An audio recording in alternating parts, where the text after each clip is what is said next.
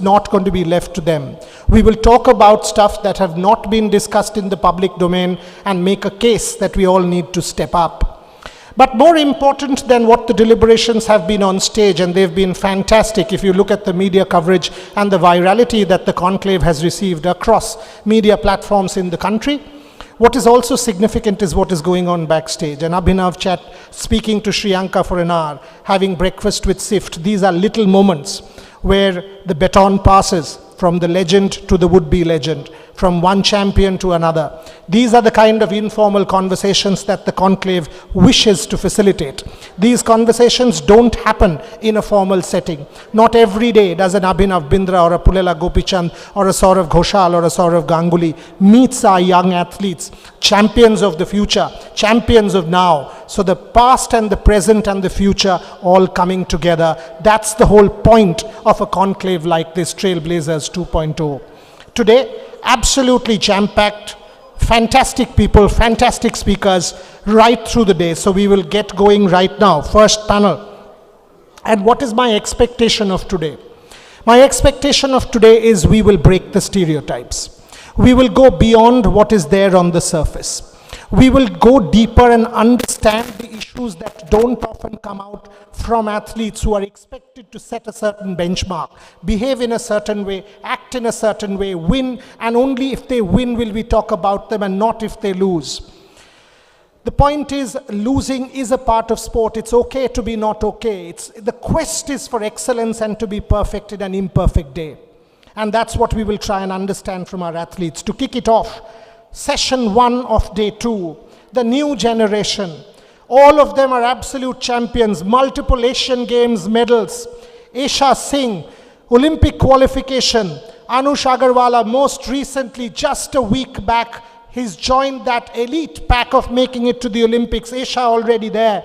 We all have seen what Jyoti Araji had to face in China with 80,000 people there. Adil Sumariwala sitting there was helping her out when the Chinese officials decided to disqualify her, and Jyoti fought for her rights and for India. The whole deal, Sift Samrag, world record winning performance at the Asian Games, and of course a huge opportunity beckons when she goes to Paris after the trials. Shriyanka Sadangi, we saw her on stage yesterday, making it to the Olympics. It's about the mind, and that's the big stage. Finally, Harmilan Bains, we've seen Harmilan do what she's done in Hangzhou for India. 29 athletics medals, and was an absolute revolution. To moderate the panel, two of my very, very dear colleagues, Trisha Ghoshal, who was there in Hangzhou representing Rev Sports, and Gargi Raut. The two of them will moderate this particular panel. Ladies and gentlemen, can we please have a round of applause to all our panelists as we welcome them on stage. It's over to you, Trisha and Gargi.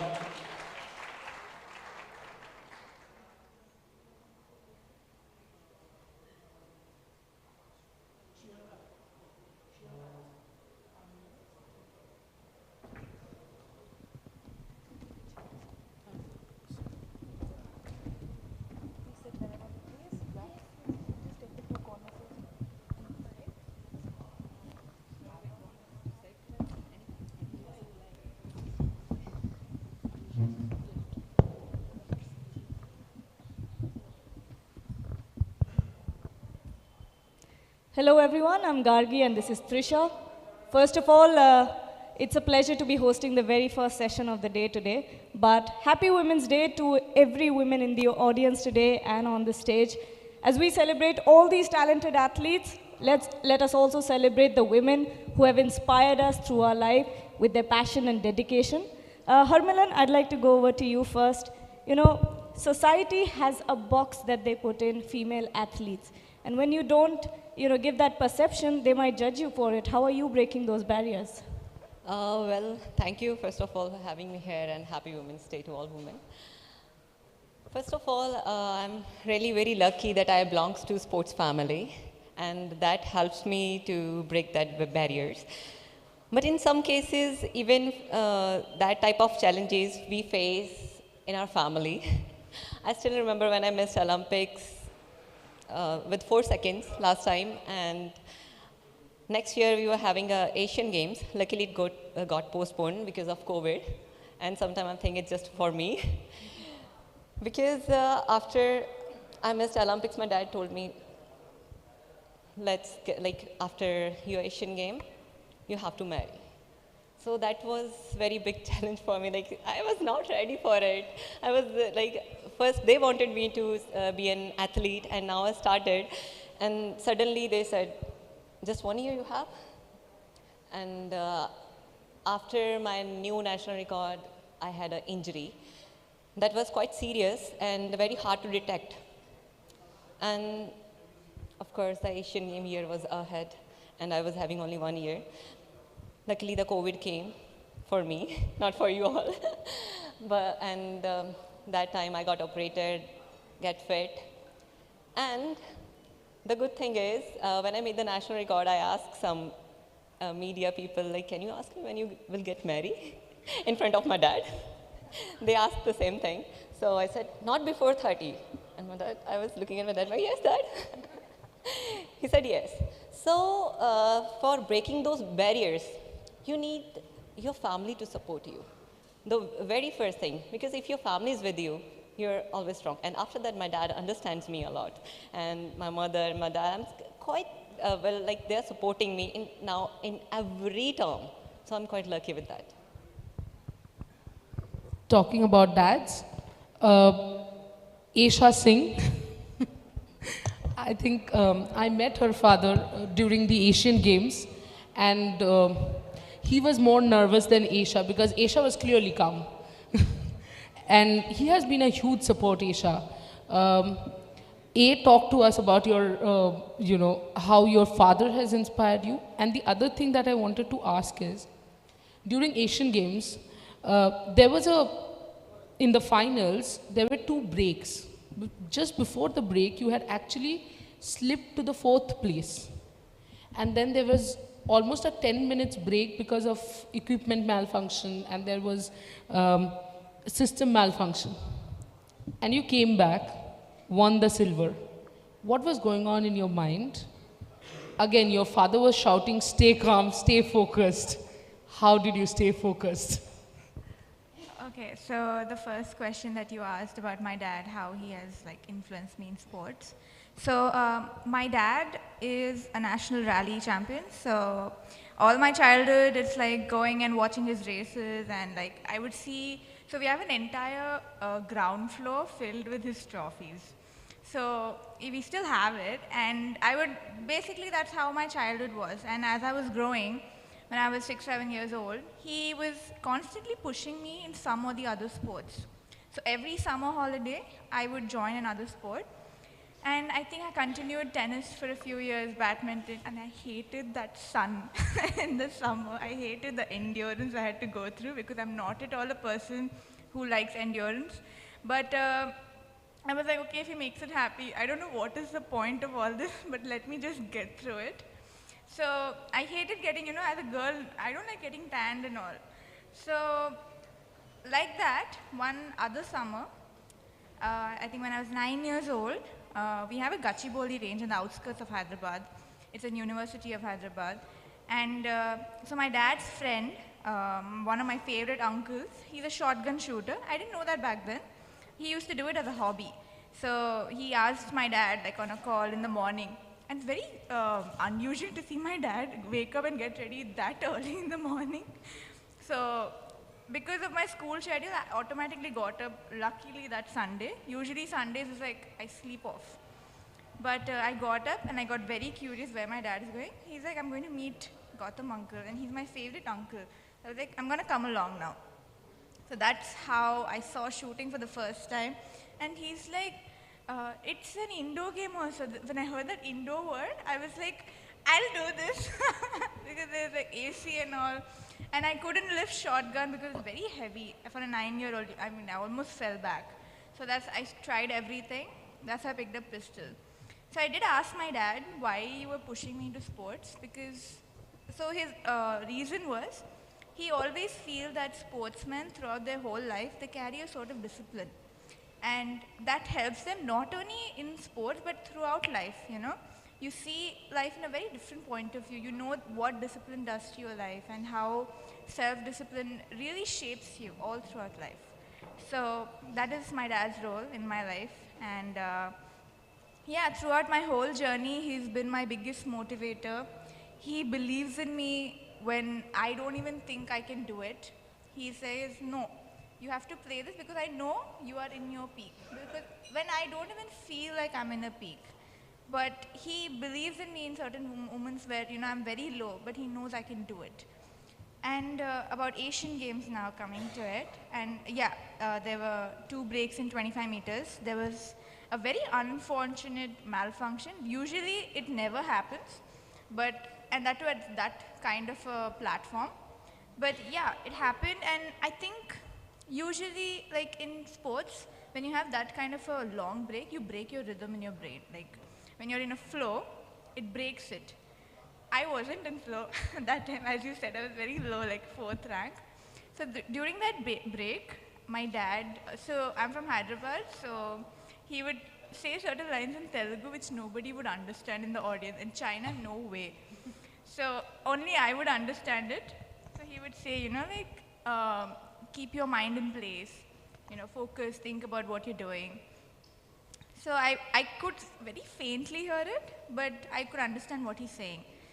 That helped, and also I feel when I've given that time, I know exactly what to think. I know exactly what I'm doing wrong. So for me, those breaks were a huge advantage. And I started to think what I'm doing wrong, and I instantly got it. And because it was such a long break, so in 25 meters, our weapon is very heavy, right? For like one arm, lifting it, it's too much. So when I was given that break, one, I got a nice recovery for my arm. I got a good rest. And second, I was mentally reset. So I really nicely reset my mind. I was like, okay, whatever happens, I'm going to give my best. Now I know what is going wrong. And I was right, and by God's grace, it was all fine. That's incredible. And Anush, I'd like to come to you next. Since we're celebrating Women's Day, I'd like you to talk about your mother, Preeti, who's here in the audience right now. But I've seen her at every event. She's had your back no matter what. Talk us about how she's inspired you and backed you throughout your career. First of all, thank you for having me. It's absolute a pleasure to be here. So I've been lucky to be graced by a wonderful woman in my life. My dadi is here, my aunt is here, my nani is here, my masi is here. So they've supported me all the way. And especially my mom, she introduced me to the sport. When I shifted to Germany, it was not an easy transition at 17 years old, shifting to a new country. I did not know anybody. I was absolutely at not a good level at the sport, and it was just a lot, and everything like together was a lot for me to take in that moment. And she believed in me. She told me to keep going, keep pushing, keep working hard, even balancing my studies along with everything else. And she's been there for me all throughout. She's there for most of my shows in Germany. She's always there. And, it's coming from India. The German weather is quite challenging throughout the year. And, stuff like that does not matter to her. What's important for her is that, to support me in whatever little way she can. So, yeah, thank you for that. And thank you, Mom. Shriyanka, we were talking about breaking barriers. I also want to ask you, you have had 14 years now in this career. It's quite a long journey. Yeah. Much like Harmilan said, do you think that women athletes are probably asked these questions a lot more, like when are you getting married, when are you settling, way more than say your male counterpart who would be asked about the next tournament? What is your preparation for the next tournament? And when it eventually happens, like, how do you handle it, or do you kind of feel a little let down by the society that, you guys are put into different boxes completely? A very good morning to everyone. Happy Women's Day. So to powerful women, may we be them, maybe support them, and maybe be surrounded by them. So I think it's a very interesting question. I feel like, yes, definitely it happens. So we are all part of a society. And all the people that we interact with are also part of the society. And usually society expects a certain way women behave, the certain things they do. In fact, shooting is also an unconventional sport. Initially, when I just started, when I tell people that I'm shooting, they'd say, "Acha, kaun si movie ya kaun si ad ki shooting ho rahi hai?" So then you tell them ki nahi bandook. So first reaction is, "Oh, hame goli mat marna," and the next reaction is, "Acha, goli wo matlab bandook chalayegi to shaadi kaun karega?" So, but that's how the society's mindset has been conditioned for so many years. So of course, women athletes do face these questions much more than men athletes, because there are, although not taking it away from the men athletes, there are different kind of expectations from them around that same age where we are expected to get married. So a question which is often asked women, especially in Olympic sports, is how do you plan to manage your important events in life around your Olympic cycle? So when you get married, when you're going to have children, all of that. And definitely it is an important part. But yeah, so sometimes I feel like people need to step out of the box, look at it from a larger perspective, see women as athletes first instead of looking at it as a role-specific thing. But definitely the mindset is changing. People are coming out. There are people like Harmilan, there are people like Bhavani who are doing different sport. And when women go out there, when they break barriers, when they perform well, there are people sitting in small corners of the country who look at them and then they feel like, yes, that is possible. Earlier, women were not encouraged to do a lot of sports. There were very few sectors where women athletes would come out of. But today, we feel so fortunate that all across the country, we have athletes coming out and they're doing so well. So they inspire other people to come out and do it. And I think sports is a great platform where we can find ourselves, where we can find our voice, not just for ourselves, but also to empower other people around us and lift each other up. So, thank you. Sift, I'd like to come to you now. I don't know how many know about this, but you left your MBBS journey to come into shooting, a completely uncharted territory. You know, how was it like? Was there a lot of pressure on you? How do you transition from MBBS, a very stable career, to a completely uncharted path? So first of all, very good morning to everyone and happy Women's Day. So MBBS, I think this is a favorite question that everyone asks me. So I was not in a team. You can say I was in 18th rank in senior teams when I was giving my NEET exam. And I cleared it, and me and my family were very clear, okay, because my junior was just going to end. And there was one World Cup, I will focus on that, and after that I will be going for just MBBS, no shooting.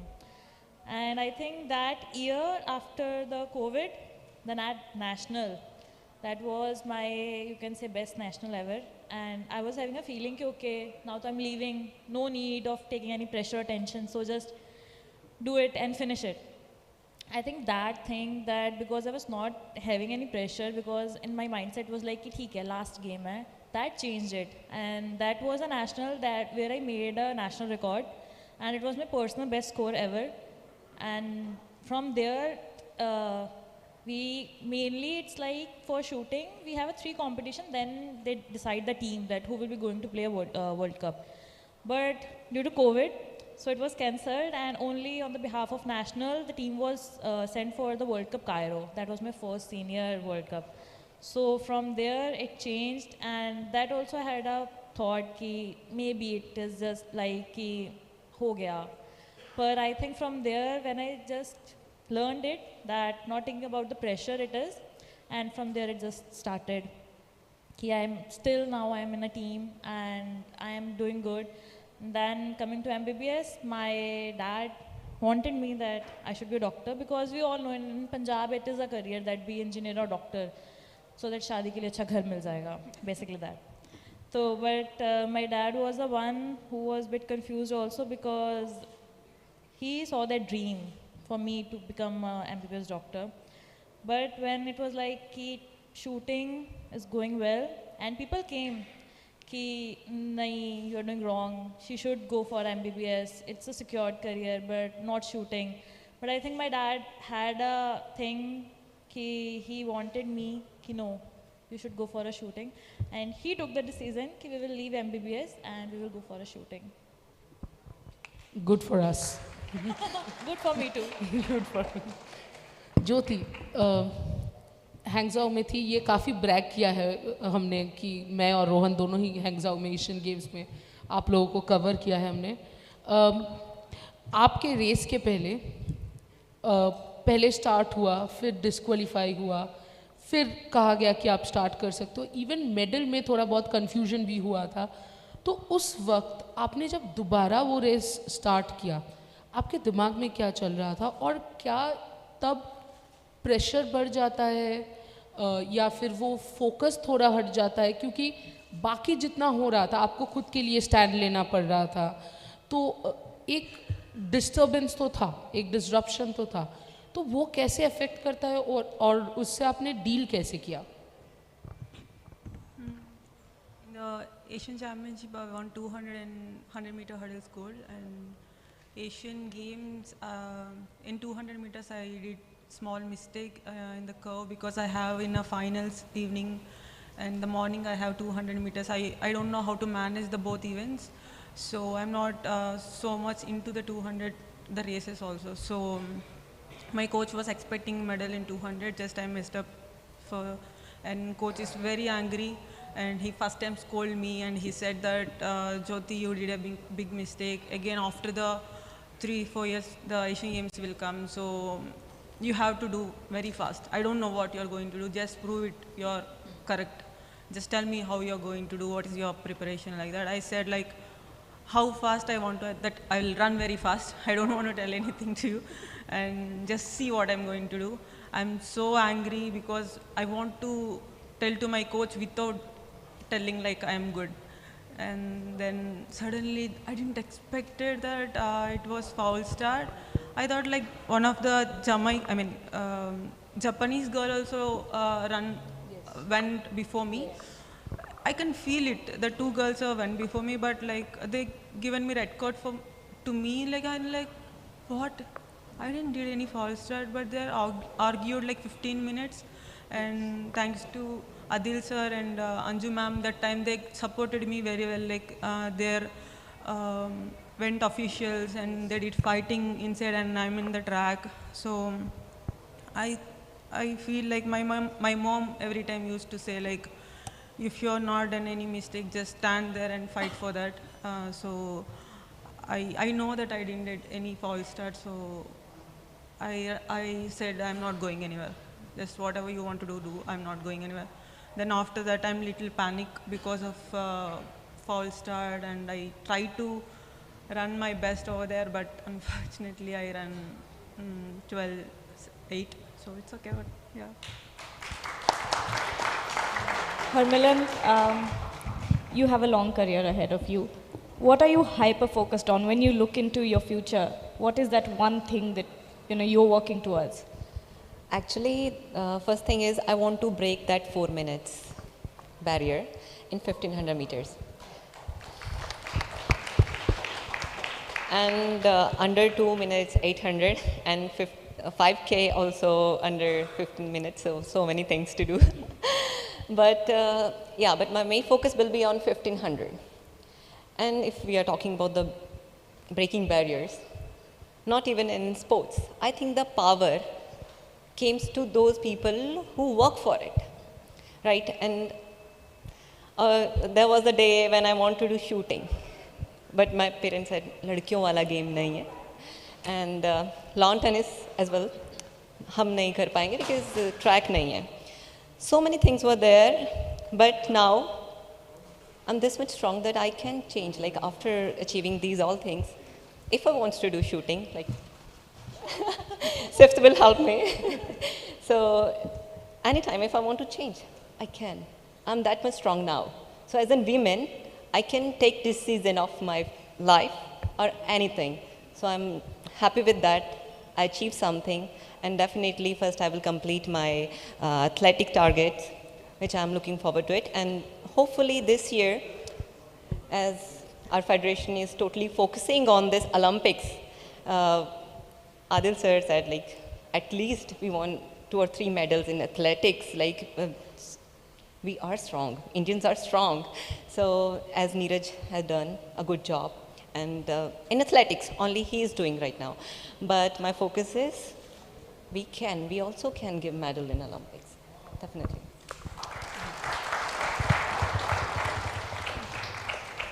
Aisha, coming to you, Paris Olympics is a few months away. Yes. How's the preparations going? Is there anything specific that you're training on and planning to let us know as well about it? So here's something you should know about me. Whatever competition it is, however big it is, I don't change my preparation because shooting is a simple game. If you are the one who complicate it. Like, there are just few things you got to do, but the problem is you can't do it so simply. Like, you need to have that amount of mental strength to execute that. So yeah, I don't change my preparation, but what I am working on that I would like you to know was that I'm just making my basics strong, and I'm not going to change anything, nothing like that. I just want to be good at what I can do and what my best strengths are in the game. That's all. And Anush, is this working? Yeah. Anush, talk about Olympics, your Olympic vision. That's all I want to know. Yes, so of course I just just got the quota for India. This is the first ever this is the first ever time that India will be participating in dressage at an Olympic Games. So first of all, I'm very proud of that, obviously. Thank you.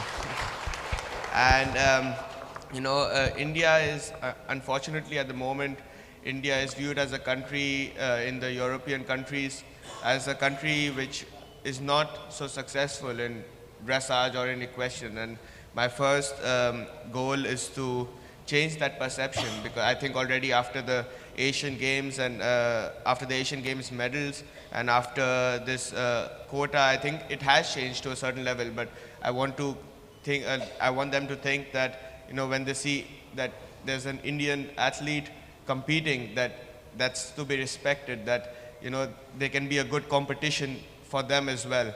And speaking about this particular Olympics at Paris, my goal is just to give my best.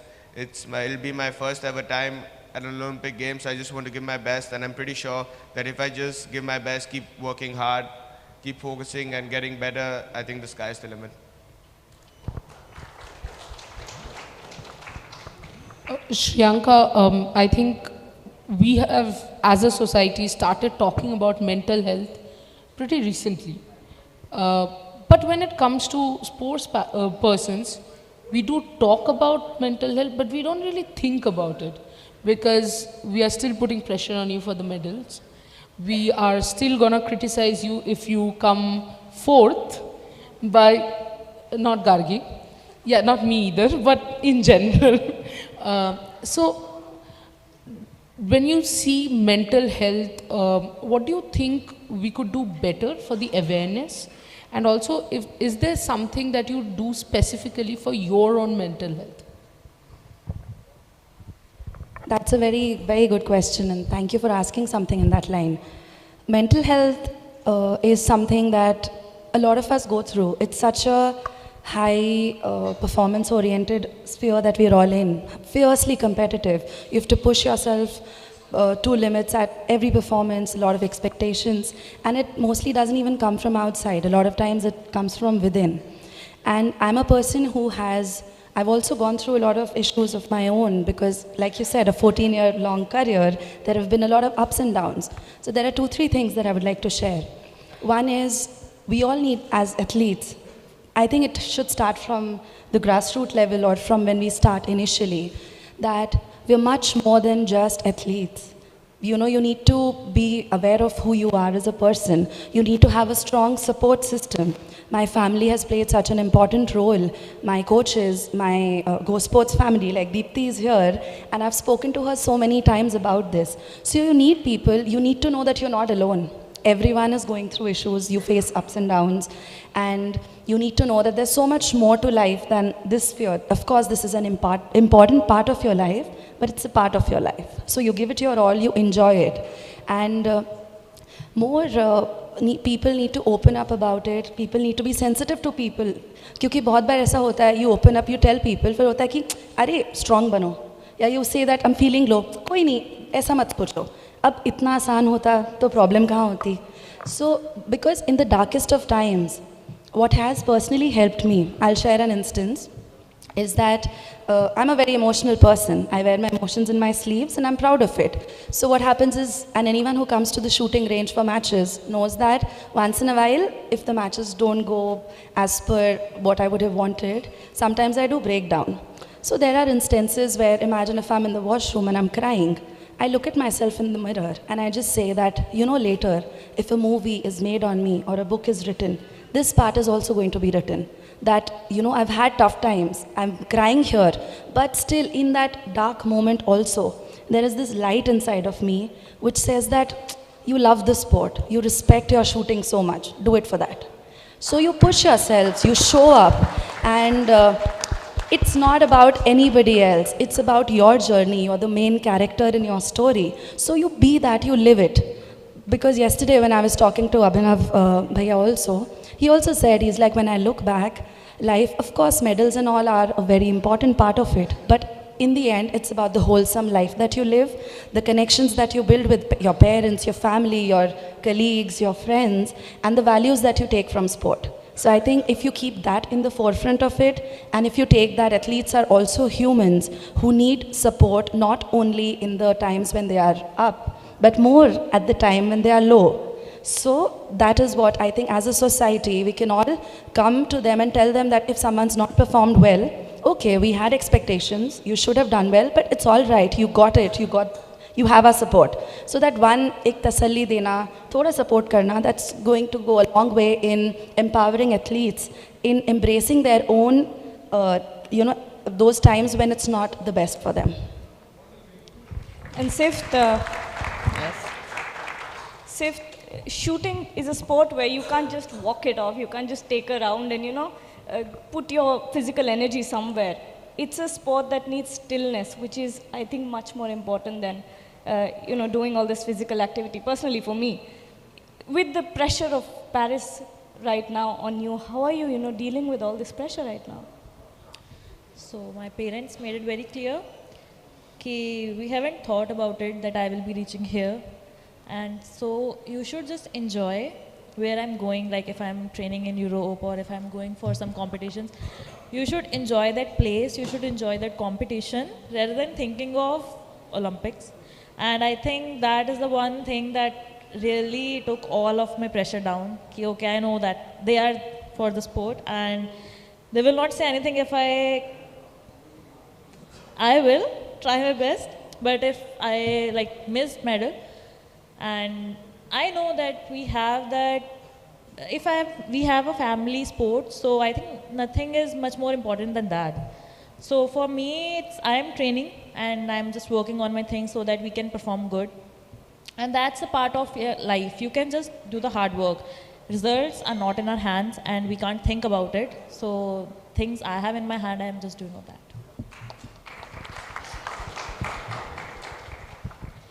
Jyoti, while we speak about how everyone else expects from the athletes, कि सबको लगता है कि इनको medal जीतना चाहिए था, silver नहीं गोल्ड होना चाहिए था, तो एथलीट्स भी तो अपने आप पे वो प्रेशर डालते हैं, क्योंकि आप भी 4 साल, जैसे आपने एशियन गेम्स का कहा, तो अगर आप ओलंपिक्स टू ओलंपिक्स देखें या Asian games to Asian games देखें, आप भी उस हाईएस्ट पॉइंट के लिए एम कर रहे हो, तो कहीं ना कहीं कभी ये होता है क्या कि अपने आप पे ज़्यादा प्रेशर डाल दिया आपने, ऐसा आपको लगता है? और अगर ऐसा हुआ है कभी, तो how do you deal with it?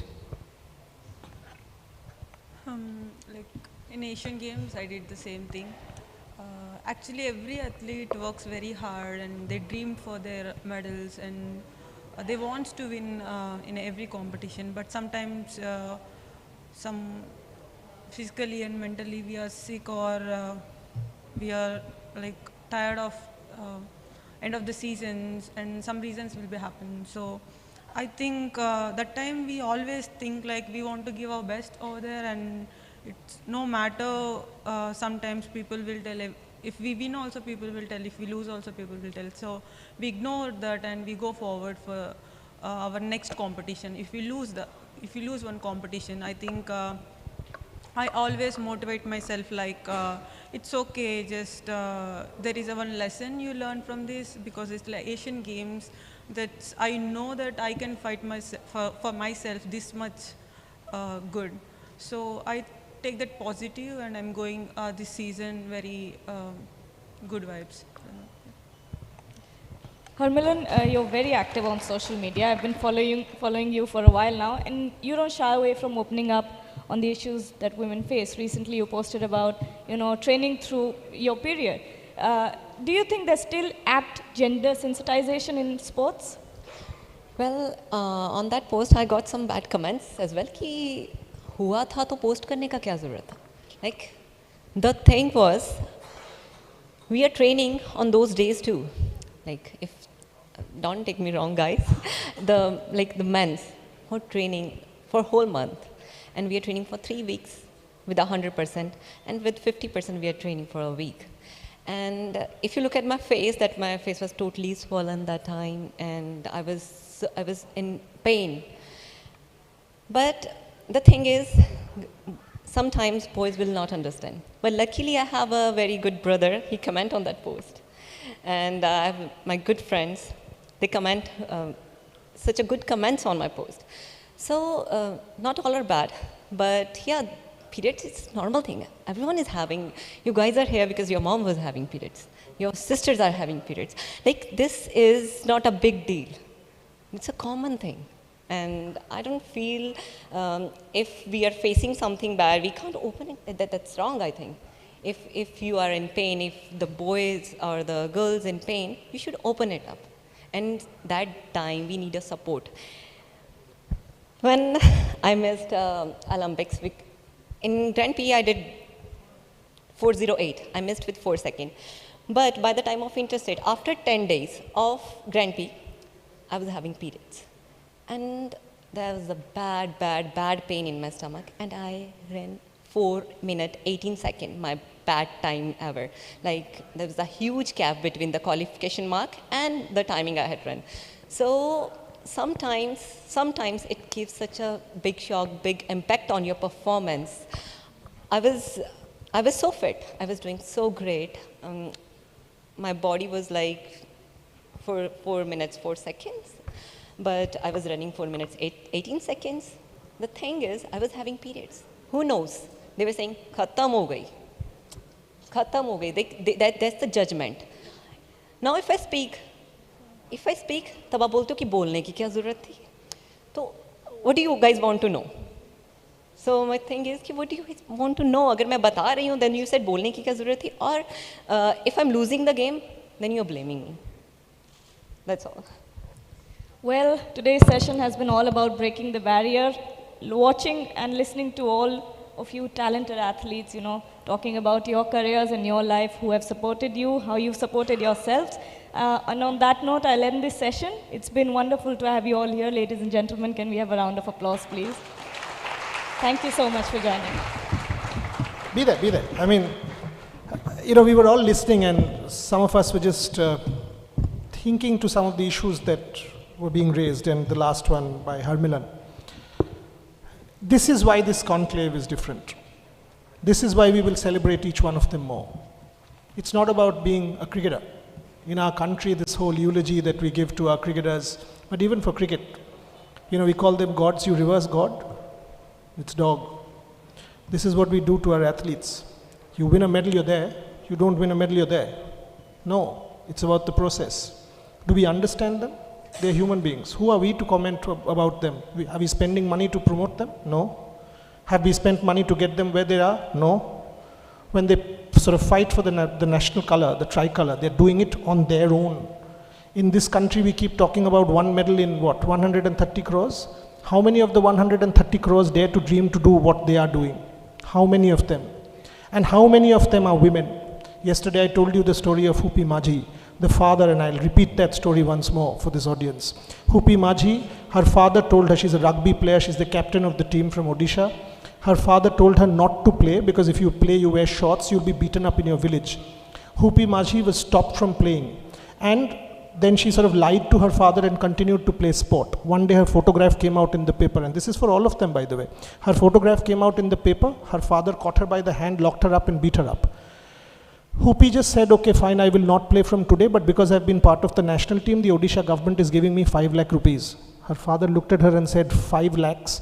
In 4 generations in our family, in our village, nobody has earned 5 lakhs. Are you talking serious? And Hupi said, yes, I am. And the father said, when will you get the money? And she said, tomorrow. The money gets deposited. Her father catches Hupi's hand and takes her around the village and says, from today, everybody in this village should play rugby. These ladies, ladies and gentlemen, and Anush, they are role models to each one of us. We don our hat. Wherever they lose, wherever they win, we are with them, because losing is part of sport. Each loss will get them to be better and to get success. By losing, that's what sport teaches us. We get better, to try and be perfect in an imperfect day. Thank you very, very much. Anush Agarwala, Jyoti Araji, Esha Singh, Sift Samra. By the way, what is the exact pronunciation? Rajaraman just came and said Sifat, and Abhinav said Sift. What is the exact pronunciation? It's SIFT. It's Sift. Got it. So Raja, there you go. Harbilan Bains, Shriyanka Sadangi, Gargi and Trisha, and to my audience, fantastic panel. Can I please, who's coming on? Mika Ghosh, can we please have you on stage, please? Amrit, she's felicitating, right? Can we have you, is she there? Can't see her. She's there? Where? Dakon onake? Hi, Ashud, please. চোখে আলো পড়ছে দেখতে পাচ্ছি না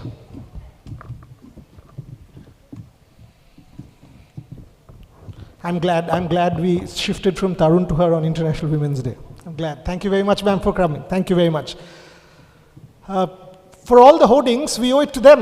76 hoardings around Calcutta. Thanks to you all. Thanks a lot. Thank you. Please come on stage to felicitate our athletes. Thank you very much. Can we have the gifts on stage? Yeah, go on. ওই দিক থেকে শুরু করুন আনুশ থেকে please go যাও এগিয়ে যাও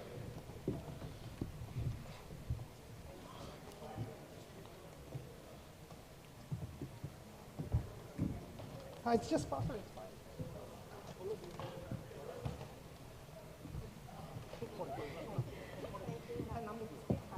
সেশনগুলো continue করবো নাম দিয়ে দিও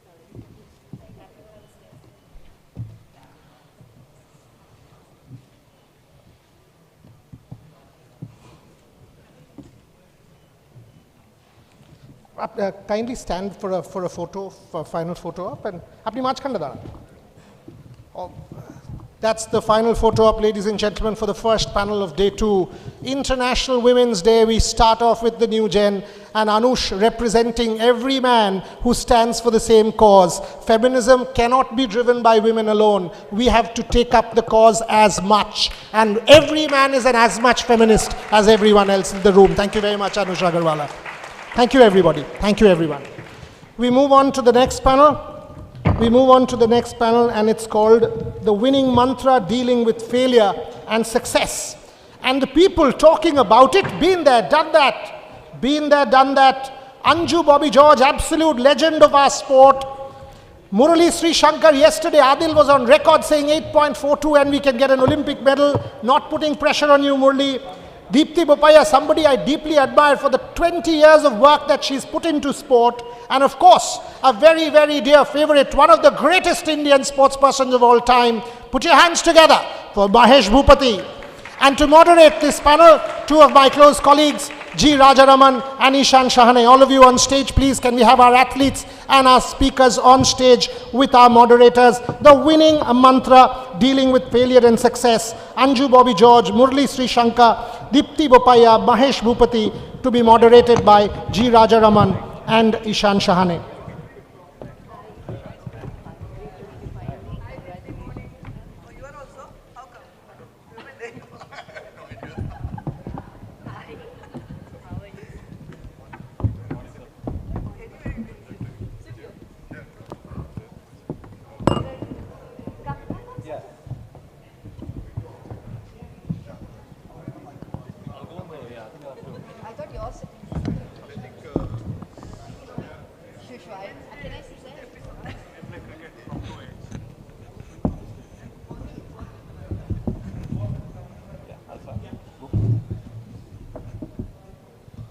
Hello everyone, good morning. I hope everyone's doing really well. It's day 2, session 2, and I could not be more excited. A warm welcome to all our guests as well.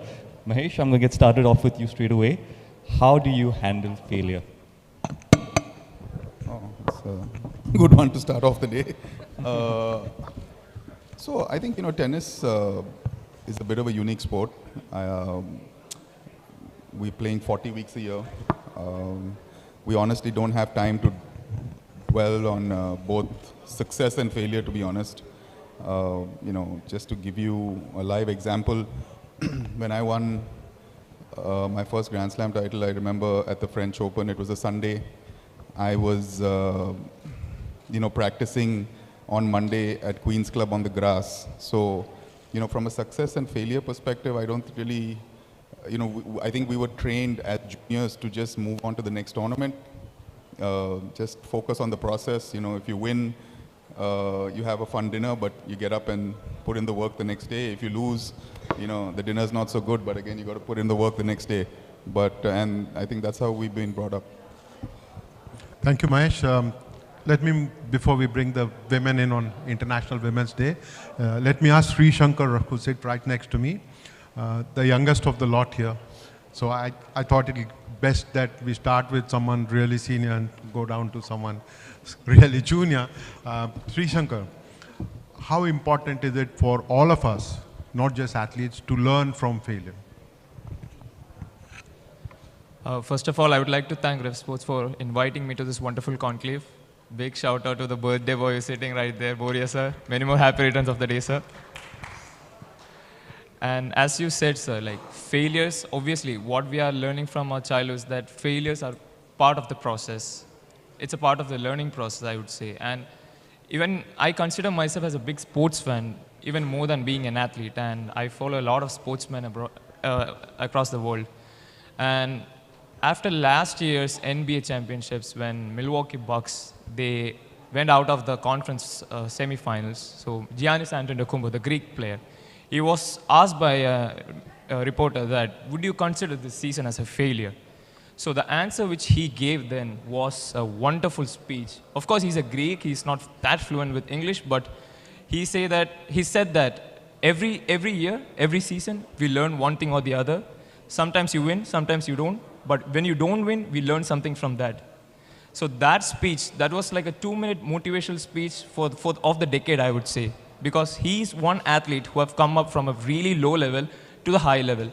Sometimes you win, sometimes you don't. And when you don't win, you learn something from it. He kept it as simple as that. He's the 2-time MVP. He's working hard. And he said, every time we lose, we learn something from it. We keep working hard.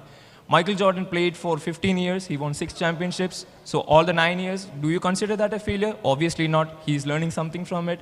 He has done 2 double three-peats, 3 back-to-back champions 3 times in a row for twice. So every time we don't do something right, we learn from it. Same goes for myself in my sport also. I did quite terrible in the World Championship last year in Budapest. So what was in my hand was learning from those experiences, taking the lessons from the failure in Budapest and make the best use out of it at the Asian Games in Hangzhou, which quite impressively I was able to do it. So it's winning and it's learning. I don't consider failure being a part of sport. It's either winning or we learn from it. I think that's extremely well said. Anju, I would like to ask you the next question. Taking a note of that, how important is it to be level-headed, to not get carried away with the success, at the same time, not be too disheartened if it doesn't work out for you? Well, honestly speaking, for me, so every year we are starting with big expectations. And especially in Olympic year, World Championship year, so every athlete, they are starting with big expectations, and the training, it will be very high. The toughness of the training will be very high. But the beauty of sport is uncertainty. So if it's certain, then what? Nobody will come and watch. And for us also the same thing. And see, the winning, we are taking it as a celebration, but losing it, that we are taking in our heart, that we will keep it our own. Still, into 2004 Olympics, I'm still hanging there. But next year again, I came up with a World Athletic Final gold. So we are actually moving on, But that failure, we are taking it as a lesson, and we are keeping it ourselves, and we are moving on. But see, one thing everyone should understand, see, nobody is playing for losing our, like, it's our headache. If we lose, see, we are taking ourselves, it's our headache. Next time, next competition, we should show the world that we are capable, we are again coming up. So every athlete from very young age, we are learning that mantra, how to lose, how to win, and how to cope up with the situation.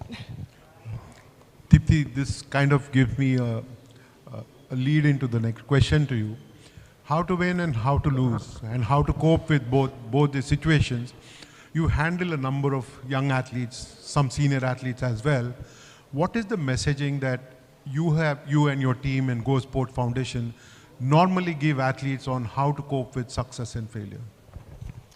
Very good morning to everyone. Thank you, Boria, for having us here. I've had the good fortune of the last over a decade to be part of athlete journeys along with my team. The philosophy for us is really about being the support system. There is so much of pressure. You had this incredible panel earlier. You heard from each one of them about how tough it is to just show up, right? And sometimes they're doing the work, they're doing the training, they're putting in all the effort, but you go on that day, and like Anju said, you don't know what's going to happen on that day. There are so many other uncontrollables, no matter how much you control your performance. So for us, I think it's about ultimately being part of the journey of an athlete where they're very talented and you give them the opportunity to excel. Now that excellence can come in the form of an Asian Games, can come in Commonwealth, can ultimately come in the Olympics and Paralympics. But every day are you being a better version of yourself. And I think for us, we see excellence about that daily effort that you do for yourself to get better. Right? So when they started, I mean, some of them were saying they picked it up because of their parents, or because we know in some of the athletes that we worked with, because it was one meal that they got and they would get into a sports hostel. That is why they played sport. Or they know that 5 lakhs, the government's going to give. So the motivations are very, very different. But ultimately, for all of us, when the national anthem plays and that moment that is created, even athletes forget the journey to that extent, right? Because you're just so in that moment. So for pride to happen, there are so many lows, more lows than the highs. And for us, it's about, we've built the best relationships with athletes when, we've had situations where athletes have lost a very important match, and sometimes even their parents or their coaches at that point of time have not spoken to them at that point. So can you be there when there's no one? And sometimes all an athlete wants is silence. They don't want the lessons, they don't want the advice. So I think that is something we can all attempt to be in the ecosystem. Silence is not something we want at the moment, right? We want all of us to be sharing our deepest thought.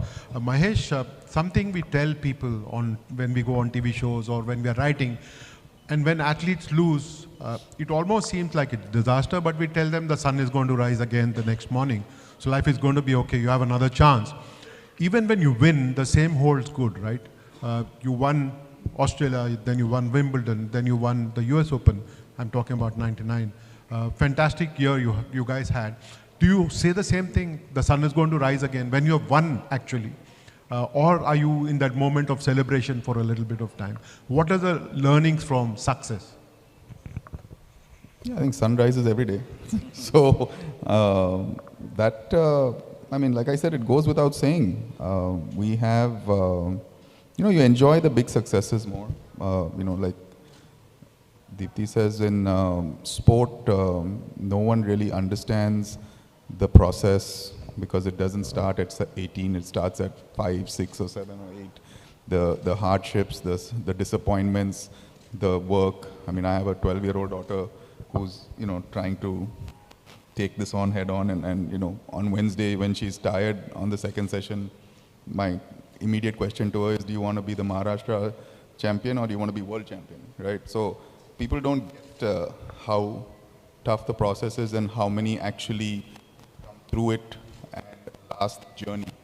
I mean, getting to 18 is the first step, and still doing it, then getting to the global stage. So the successes definitely last longer. The disappointments, you're just used to so many of them that I think you kind of train yourself to try and forget them. Obviously, there's some special ones that you keep having nightmares about, but that's an anomaly. I couldn't agree more. Anju, talking about success and failure, how important is mental strength, just sheer mental strength? Mental strength, I think that is the main aspect every athlete needs to have. And in my case, I was very tough inside the field. That inner fire, that burning was there. So whenever I face a tough opponents, my best I used to take out. So that, if you look at my career graph, so every major championships, my best, that year's best will be in that major championship. So that is what actually now our young generation athletes, actually, they are showing that. It was missing in between. And now they are showing that, I think because of the support what they are getting back from India and from all the corners. So that toughness, but actually outside we should be very calm. It's not like we can show the toughness everywhere. So we should be calm at the same time when we are on that mark or on that field, that toughness actually taking us to that podium. So that we need to learn. That's a trick, I guess. Sri Shankar, she's talking about toughness. I want you to give us two examples, and both examples are what you already cited. One is of the World Championship in Budapest, where you did not have the best day from the takeoff board, and Hangzhou, where you won the ultimate prize that you were looking for in the Asian Games. 2 days. Talk to us about how you were tough differently on both the days in dealing with the outcome. When I was heading to Budapest last year, I was going for my third World Championships, and I was in the finals of the last year in the World Championship at Eugene, so I was pretty confident enough that the results will be obviously good. And heading up to the World Championships, the training results were incredible. I was in the best shape of my life, and we were expecting something good. So I won't say it was a pressure, but that day was completely off my hands. And when I took the first attempt, I fumbled up on my approach. I was not able to take off well. It put obviously there was some sort of pressure in the second attempt. I was not able to do well in the second attempt as well. Third attempt, I slipped off the board, and yeah, that was it. But that moment I realized, like, okay, I have two options. Either I can, just think about the loss I had, think about the failure I had, and just work until the Asian Games, or I had another Diamond League coming up after 1 week. So the moment my father is my coach. So the moment both of us reached back to the hotel room, I said, Dad, we are doing the Zurich Diamond League. No matter what, we are leaving Europe with a fine result. So even my dad was also confused. Are you in a proper mindset? Will you be able to train in the coming days? Because the results we were expecting in Budapest was completely different from what we have. It was like a huge mental shock for all of us, all my family members, and the entire team, because I was training so good. So we got prepared ourselves mentally for the Zurich Diamond League. I did the Diamond League. I secured 5th position there. I qualified for the Diamond League finals. Yes, now we are in a good shape to prepare for the Asian Games. And then it was the Asian Games. And for long jump event, the thing is that when you go for the Asian Games, or you go to the Commonwealth Games, or you go to the Asian Games, the Asian Champs or World Champs or Olympics, the level of competition is really high, because when you take the proportion of the jumpers in the finals at the World Champs or the Olympic Games, there are 3 Asians, 3 from Commonwealth countries, 3 Americans, and 3 Africans. It's always like an equal proportion. So if you want to win a medal, you have to be like equally competent enough to win a medal at the World Champs. So the athlete who won gold with me at the Asian Games was the 2022 World Champion. The athlete who won the bronze with me at the Asian Games, he's the Asian junior record holder. And we had like 4 jumpers over 840 that season, and 842 was the world leading mark until Budapest World Championship. And we were going into a strong, tough field. So I knew how mentally tough I should be to just go out there and perform my best and win a medal, because the competition out there was really very tough. But with the experience of Budapest, with the learnings from the mistakes I've made, we mustered up all the energy, and I was able to do quite well. In spite of carrying an injury for all the 6 months, I was able to do quite well. With 8:19, I won the silver medal. But the learning experience from Budapest until Hangzhou is something which I would really carry on to the years to come, because that's comeback. Like, you have come back, you have prepared your mindset for the event after a big failure, and you have done something. Of course, 8:19 is not a huge jump, but I would say in a comeback perspective, I'd be really happy of how I performed after the Budapest World Championship. Instead of getting down, instead of feeling low, I just got back and I was able to do what I should do. So, and I've always been drawing inspiration from all the athletes across the world and all the athletes in India. Like Neeraj Bhaiya, he motivated me a lot, he supported me a lot. And after I came back to the hotel after Budapest, from the stadium in Budapest, I met Neeraj Bhaiya. I said, "Bhai, koi nahi, ye sab hota hai life pe. This is life and we have to move on." मैं बोला, "भैया, स्यूरिक करना है कि नहीं, मैं सोच रहा हूँ." बिल्कुल करनी चाहिए आपको. You really have to do it. There is jump in you. You have to go there and you have to show it up. No matter win or lose, you just show up. You just enjoy the process, because हम खिलाड़ी ऐसे हैं कि हम sport को enjoy करनी चाहिए, rather than taking everything on our head with respect to pressure. And the support which I received from the team was quite incredible. And Anju ma'am was the team manager during our campaign at Budapest and Hangzhou as well. So the great team atmosphere, and it was a great teamwork which we had both in Hangzhou as well as in Budapest. So yeah, life of an athlete is all about setbacks, comebacks. If you have a setback, get up on your feet, do what you do the best, make a big comeback. That's it. I think that's just really, really inspiring.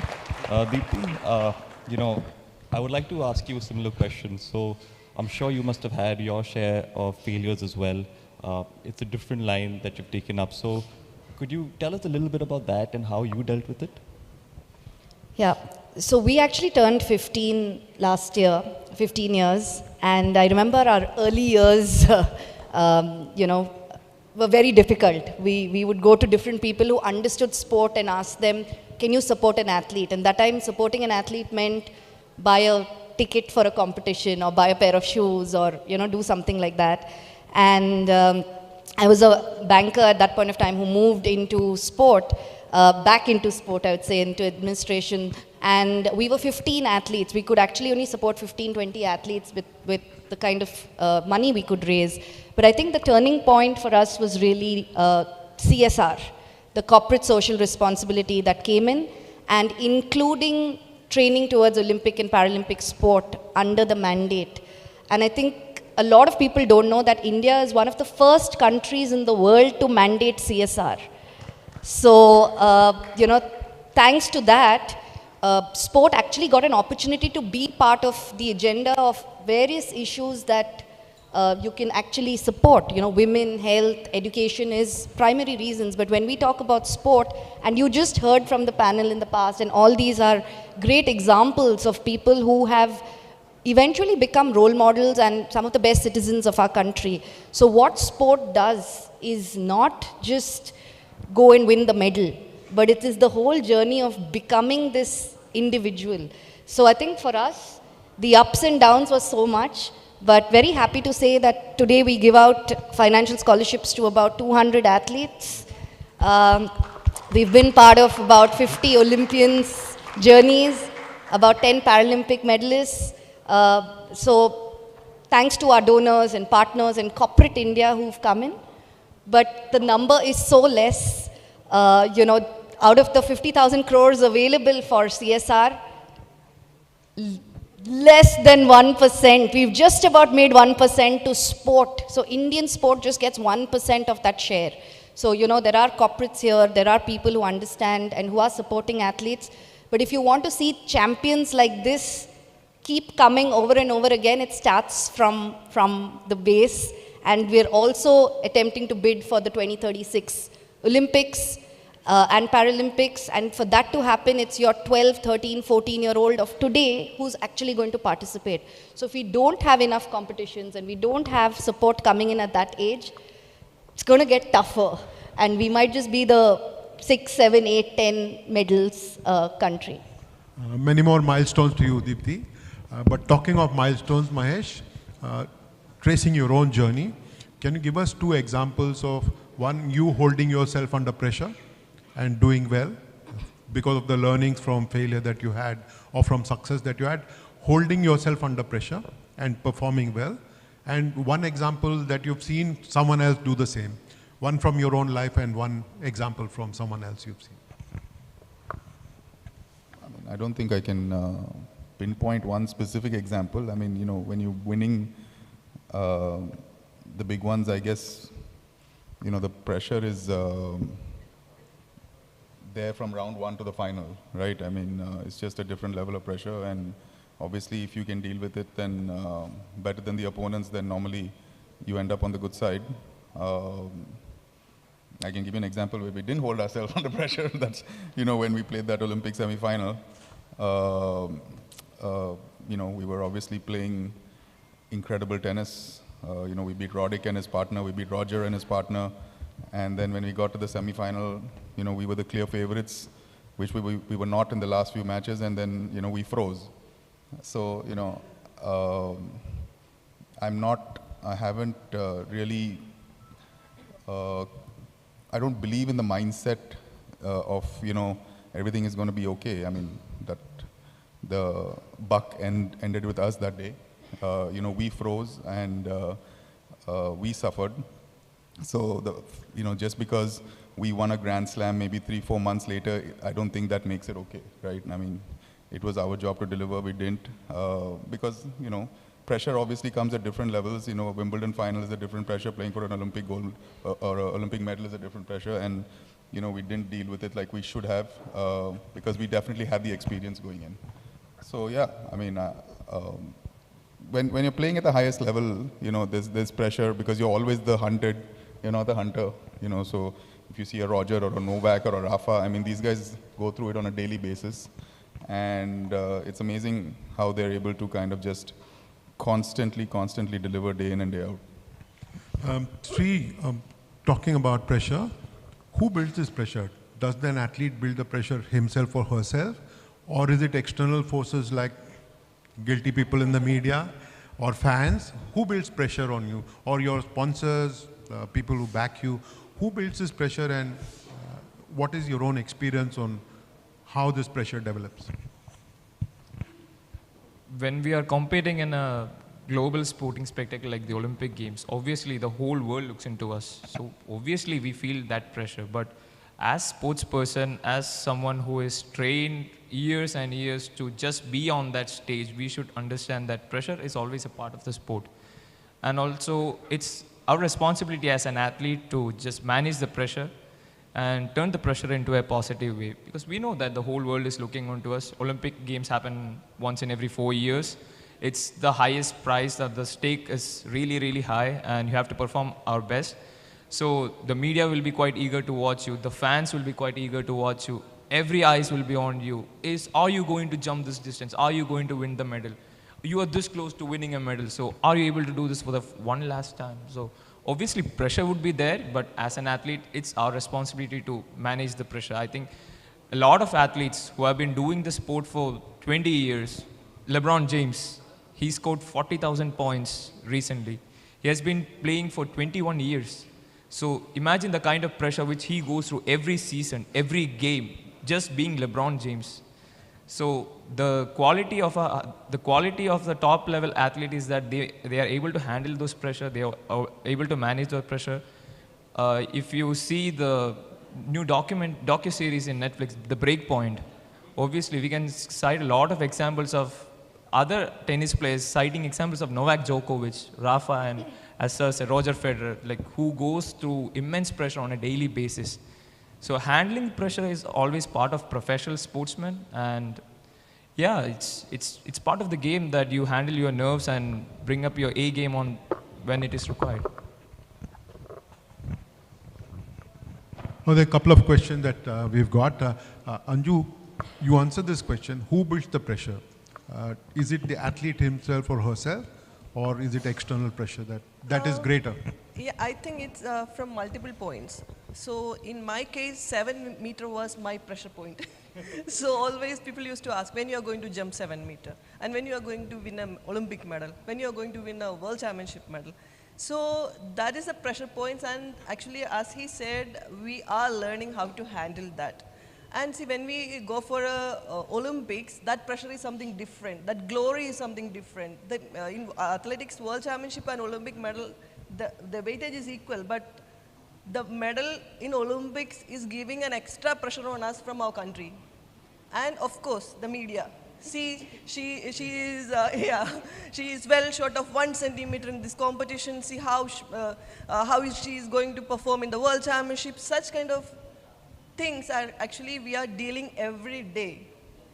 But with all these things, we have to do our best, and we have to produce our best, and we have to win a medal for our country. And that is what we are doing.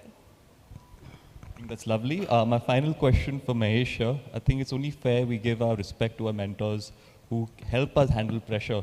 So would you like to mention a story, a small story about someone who's inspired you to handle pressure better?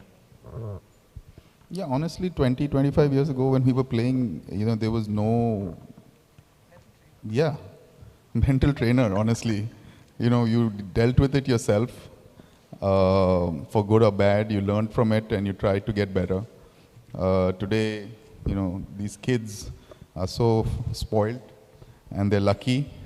And, God only knows how we would have done if we had all these opportunities, but more power to them. So yeah, I mean, for me, I built the pressure because I had expectations on what I should deliver. And like I said, I always held myself accountable, win or lose. Thank you so much. This has been a wonderful panel. Great learning for all of us here. I'm sure people who are watching us on YouTube and everybody here would agree with me that this was a fantastic discussion. Thank you so much to all of you for being here and for sharing your thoughts so candidly. But if you've not watched Breakpoint, Sri Shankar is talking about one Breakpoint. I suggest you watch one Breakpoint where Mahesh is a star himself. Yes. Thank you, everyone. Yeah, absolutely special panel, fantastic panel. Now, we've heard the word pressure many times. I'll give you one story of pressure with, I asked Sachin, so what is pressure? Because we use the word pressure very loosely, and he said, look, there are two ways to look at pressure. One, pressure's here. And if pressure's here of 1 billion, they'll pull you down, they'll push you down, right? If pressure's here. And one is pressure's here, behind you. If pressure's here, they'll push you forward. It's on you how you deal with pressure. So Mahesh, Anju, they've dealt with pressure in ways that one has won more than a dozen Grand Slams, and the other is the first world champion from India in 2003 when there was no support with one kidney. That's Mahesh Bhupati and Anju Bobby George for you. And Murli Sri Shankar in that Asian Games with what, 8.19, 8.20. His moment has not yet come. He and I keep talking about the Paris Games, and he keeps saying preparation will be at its premium. That's all that matters, the process. The process, because all of us will be in Paris. We'll put pressure on you. We'll put pressure on you because there are few like you. There are few like you or Mahesh and Anju. True. In a country of 130 crores, how many like that? How many? Handful? It is our job as part of the media to celebrate them. We need some stories, right? How do you justify going to Paris? What will we write? What is the story? We've got our job to do. These guys are our stories. They will make the story, we'll report them, the country will learn, the next Anju Bobby George, the next Mahesh Bhupati, the next Murli Sri Shankar will come. It's a synergy. That's what it is all about. Thank you very much, Rajaraman, Murli Sri Shankar, Anju George, Mahesh Bhupati, Deepti Bopaiah, and Ishan Shahane. And Deepti, as I keep telling you, rock star, absolute rock star. Can we get the gifts on stage, please? And for this, is Kaustab Jha around? Yesterday I kept calling Kaustab, he wasn't there. Is Kaustab there? Kaustab, are you there? You're not there. Are you there?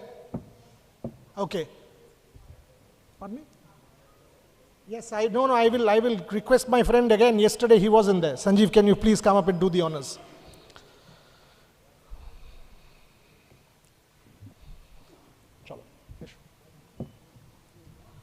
Sanjeev Navangul, one of the country's leading corporate leaders, a mentor to me, somebody who inspires me to do the honors to all our speakers. Deepti Bopaiah, Mahesh Bhupati, Anju George, Murli Sri Shankar. And we'll move on to the next panel.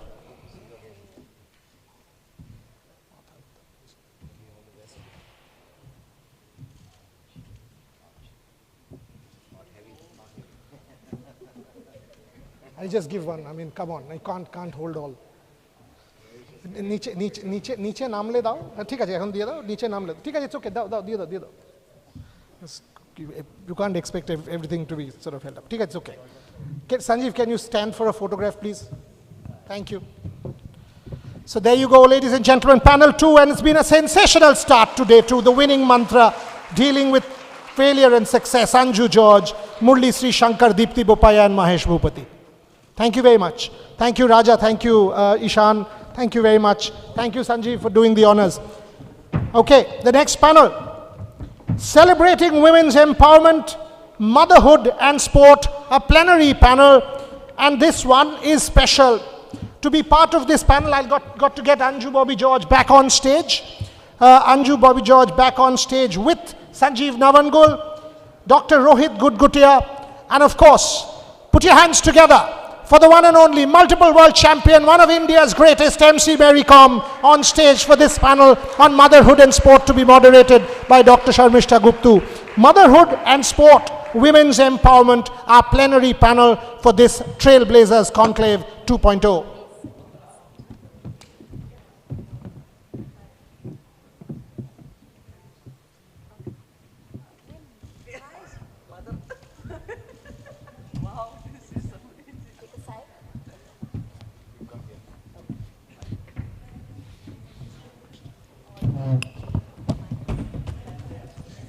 Your phone?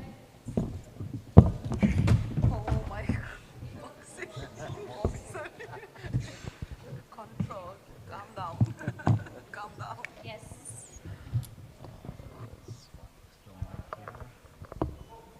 Here is two. Are we done with the photographs? All right, so it gives me great pleasure to start this panel on Women's Day because we have here two of our most iconic female athletes, MC Mary Kom and Anju Bobby George, along with Sanjeev Navangul, who heads Bharat Serum and Vaccines, and Dr. Rohit Gudgutia, who is a top fertility and IVF specialist of this city. So welcome to all my panelists. Now, Women's Day is a day for celebrating women and their achievements. And we have two of the country's iconic and top female achievers here. But what we don't really talk about are the struggles. We see the medals. We see the medals that Mary Kom gets the country.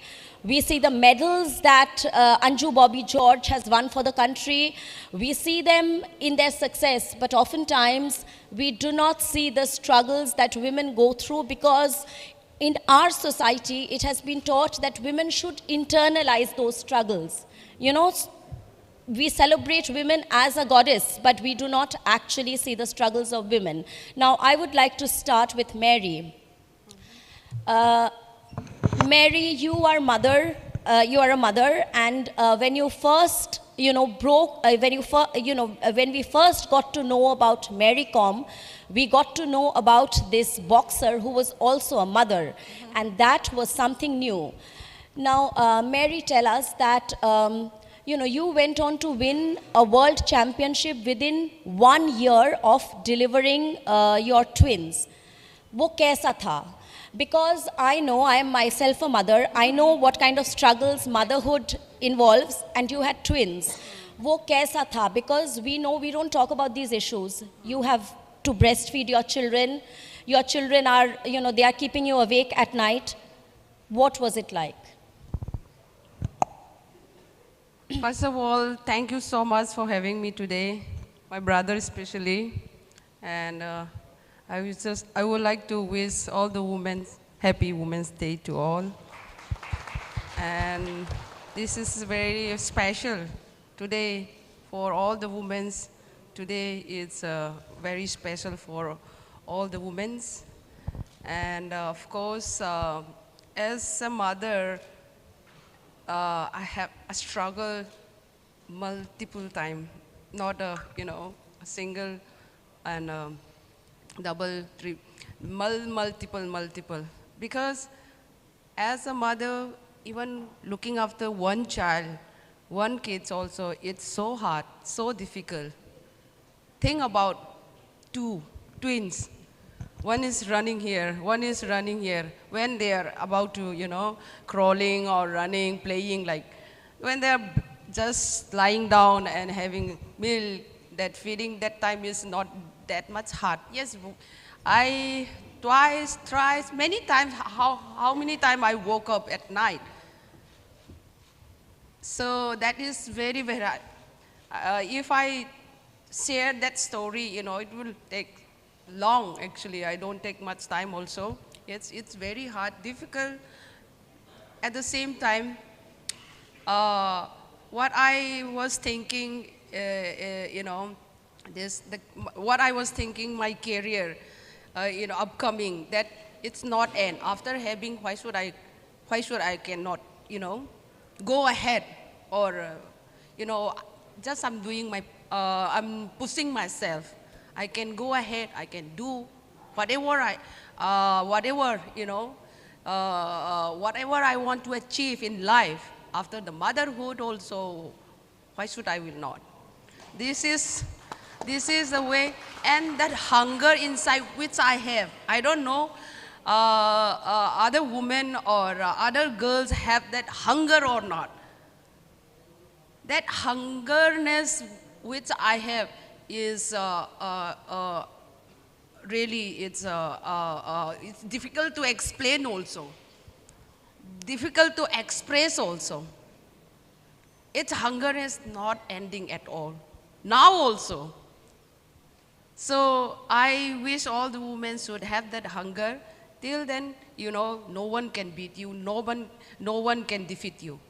This is Mary, the message. that hunger which you have talked about, women like us, women who, see you as an icon, we take from that hunger. That hunger which you are talking. It's so yes, nice. yes, Thank you. all of us, we take from that hunger, and I'm sure, I think children imbibe the mother's energy, and I'm sure your children will imbibe that hunger from you, and that's the greatest success for a mother. And I wish and pray that if they have even all the kids, all the children, if they should have that, I will really happy. And our country must be growing and growing, in the future. Mary, thank you very much. We will definitely come back to you, but today we are not only talking about the medals that women win, we are not only talking about the high salaries that women corporates get, we are talking about issues that women don't talk about. So we will come back to Mary and the others, but first I would like to go to Anju. Anju, you opened up quite later in your career about your health condition. When Anju won her, many of us know that, when Anju won her iconic medal in the first woman to do so in 2003, 20 days before that, she was told she should rest for 6 months because she was detected with a congenital kidney condition, the renal agenesis, it's called. We have a doctor here. He will talk more about such issues. And Anju went on to fight and prove that we women can do it. Anju, tell us more about it. During my early career, I was not knowing that I am living with such a condition. I had a lot of issues while doing bloating, and my recovery was very slow, sometimes swelling on my joints, but I was not knowing what is the condition I am facing. But when I started my international career, and when I went for the Grand Prix competitions, it was a hectic schedule, going for competition, coming back again, and it was top level competition, the Diamond Leagues and all. I was winning, I was losing, but at the last competition, I was not able to, though I was in that level, I was not able to perform.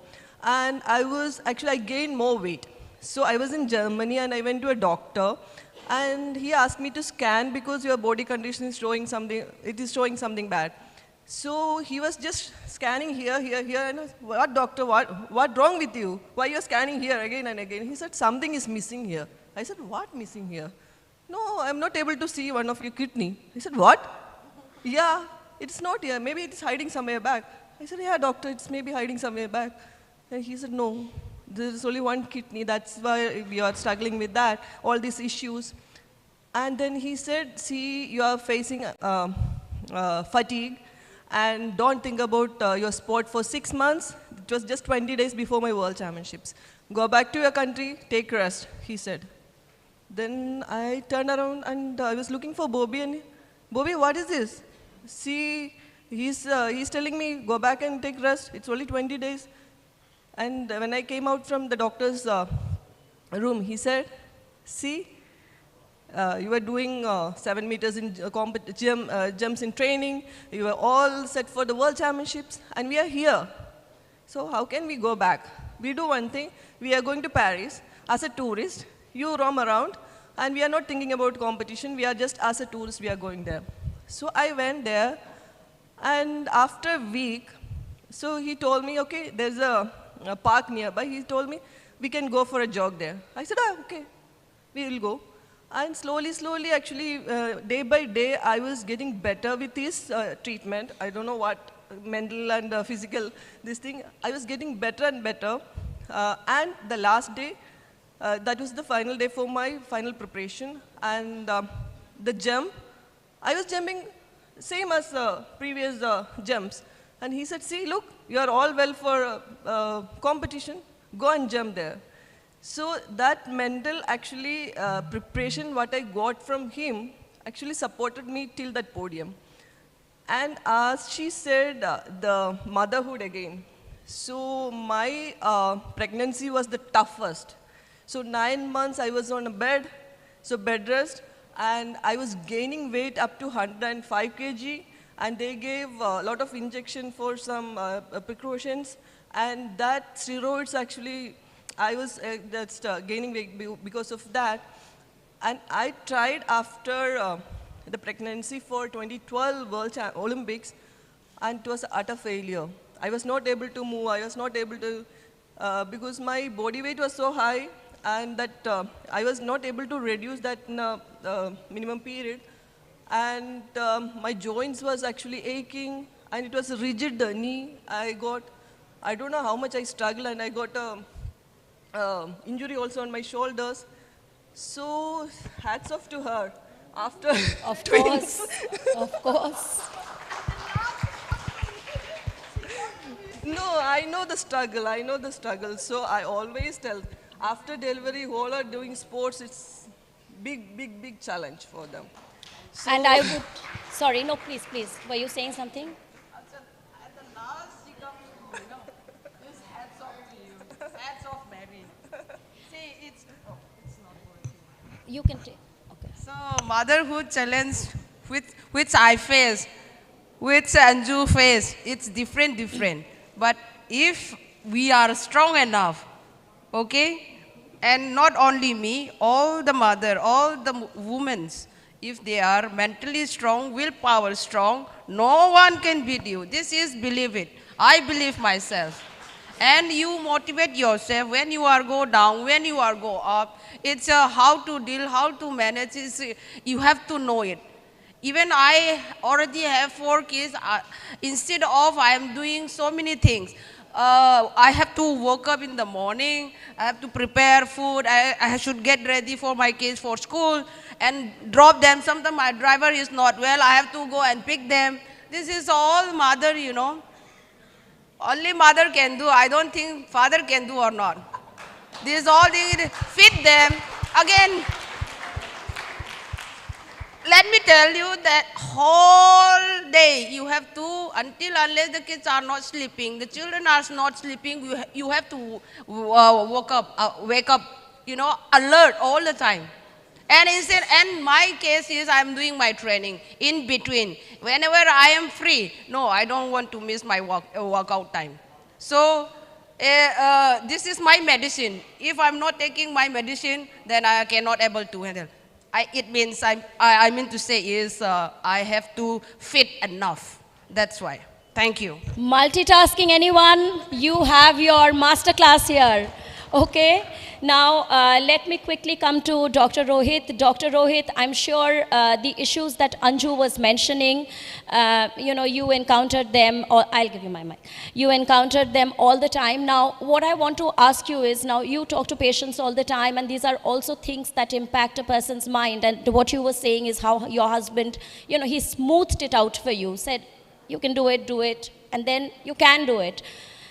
That's very important, the mental conditioning. So I want to ask Dr. Rohit that when you encounter, first of all, how common is it? We are talking here about, we are going to talk about period pain. We are going to, Mary, for instance, I've seen an interview where she has said, "Mera har world championship se pehle mera period aa jata hai." Now we will talk about these issues, period pain. We women don't, if we lose a child, if we have a miscarriage, we don't get leave from office. That's not recognized. Doctor, please talk to us about the value of open conversation here, and also, what advice you would give to women, when they encounter these issues, what advice you would give to them to be mentally, at an equilibrium so that they can deal with it physically. Let me start by saying that this is such a fanboy moment for me. We belong to Calcutta, and Calcutta is always sports loving. And to have such two lovely ladies on the stage along with us is such a big thing for us. It's very topical that we talk today on the International Women's Day. And the topic that you've raised, the whole essence of womanhood, the whole process, the whole reproductive system of the woman is so complex, it's so finely tuned that anything that goes wrong, it affects you mentally and physically. And what you mentioned about the periods, about polycystic ovarian syndrome, the endometriosis, not being able to conceive, struggles, miscarriages, we should start by talking about them openly, right at the school level, so that at least there's an open conversation. People recognize that there could be suffering. Suffering, I use the word in a very broad sense. Suffering from these conditions, they should go and consult a doctor, and then learn from the doctor how to manage it. Once you're aware of the condition and you're aware of the consequences of that condition, you can do a lot to prevent it. And then there are, of course, some medications which are available which can actually help you. So I think that it's a good start that we're making here, trying to talk about these topics. So again, doctors are the first people who did start telling us that you talk openly about it, because in our society we've been taught not to talk about periods. And there are still many girls out there in many parts of the country who think it's not okay to talk about your periods, it's not okay to talk about mood swings, it's not okay to talk about a lot of other issues that you're having. Now let me come to Sanjeev. Sanjeev, you at BSV, you have been very invested in creating this health ecosystem for women. You have had a great investment in women's health, mental health.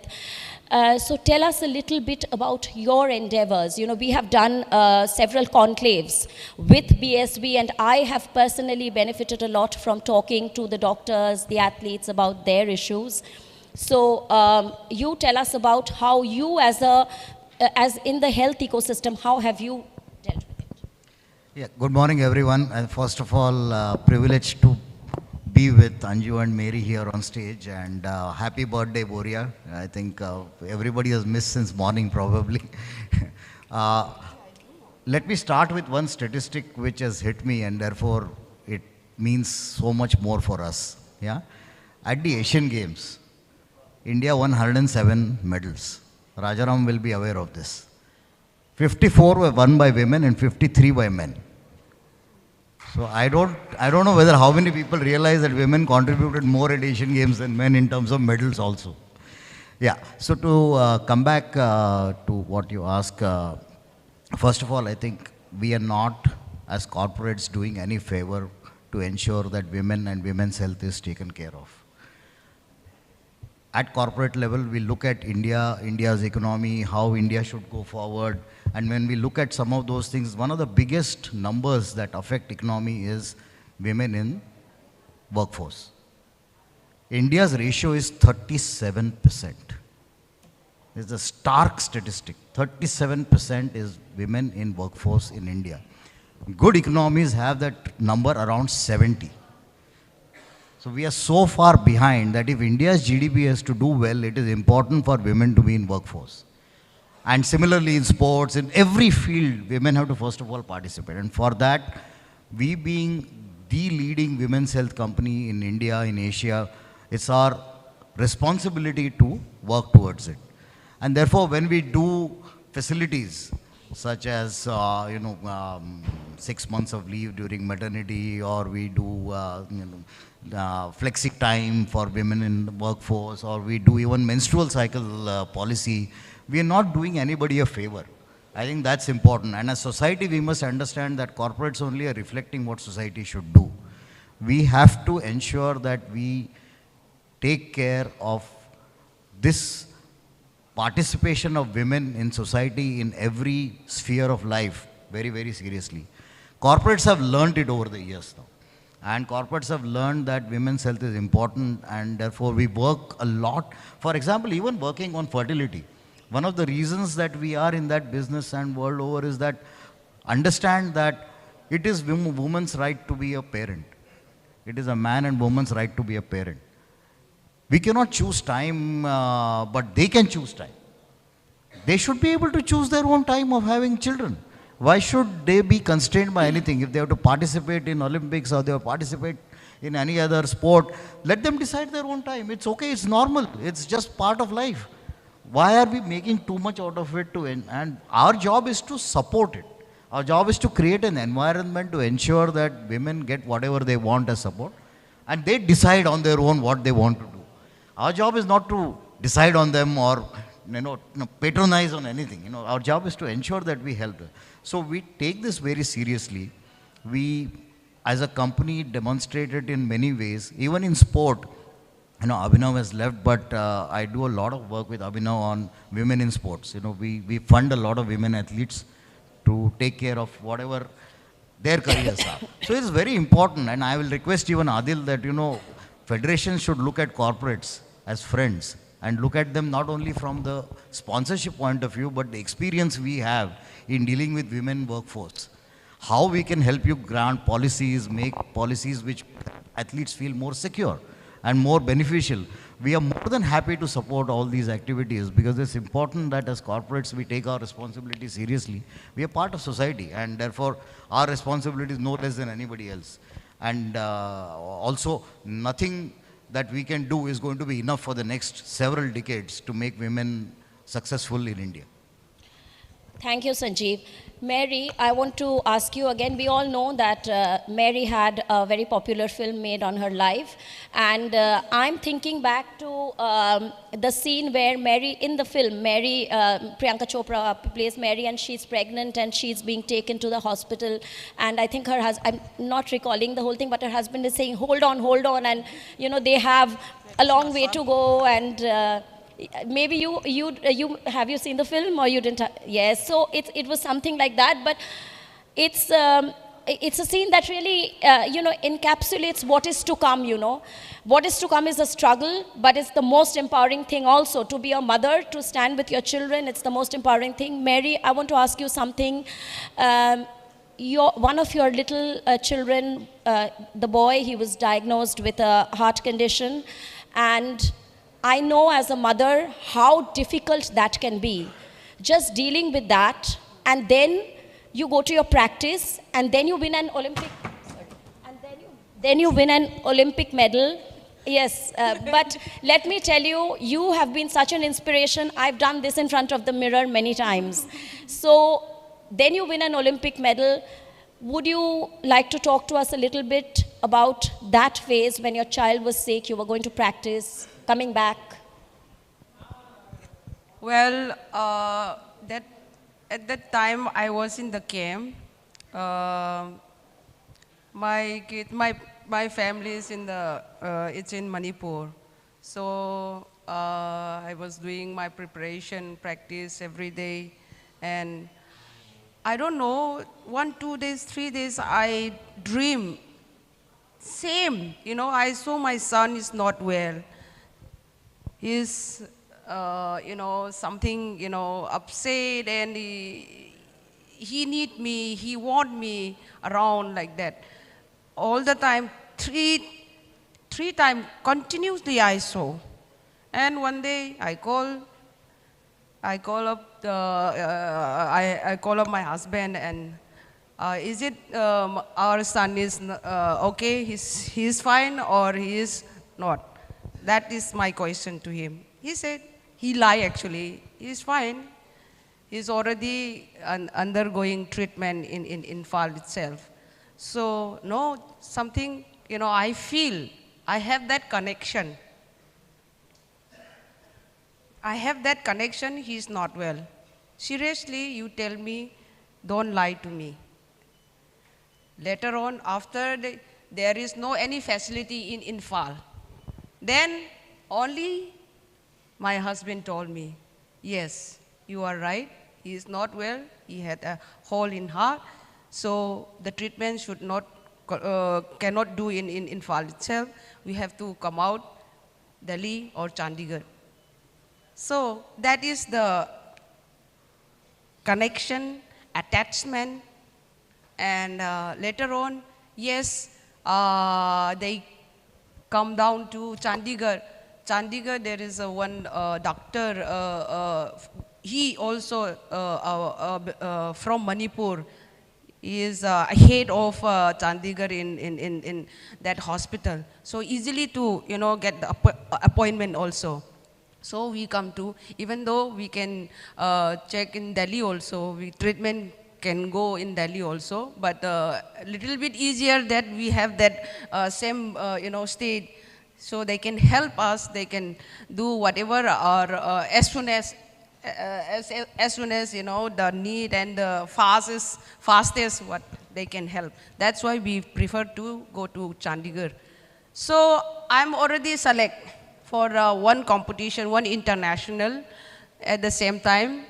That that situation was, it was so tough, so difficult, so hard also for me, training and thinking that side. Training is going, and I don't know how to prepare, how to train also. Sometimes really confused. Sometimes I'm off. Sometimes even I cannot go to see my son also. And this is the situation, like, as a mother.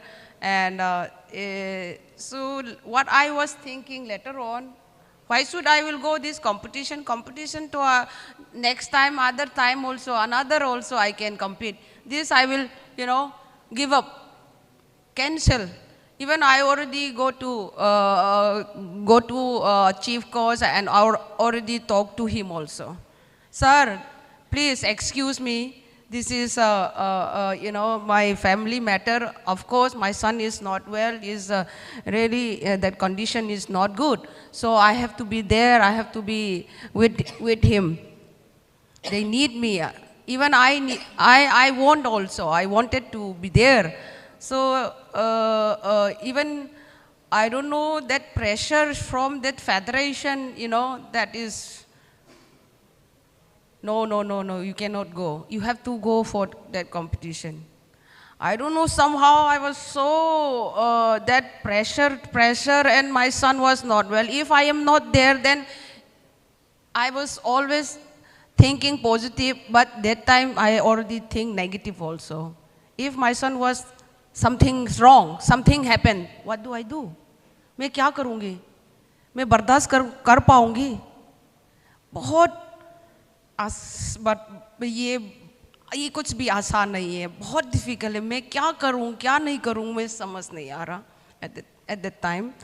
तो मैं कुछ भी करके, चलो finally we have a god, भगवान है. एक बार तो भगवान से दुआ करके, प्रे करके, क्या करें उसके हाथ में. I will just hand over to, I will just hand over to God.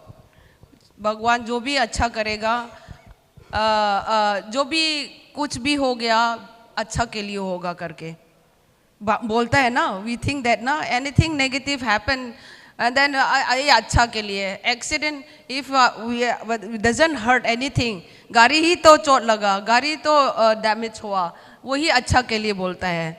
We think positive way only. When something is wrong, something is happened. तो अच्छा के लिए हो जाएगा करके maybe I think like that. And I went for the competition. And what happened is in the hospital is the operation that also it's not fixed yet.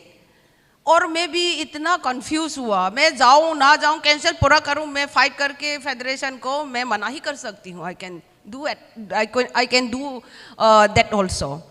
At the same time, the operation that also it's not final.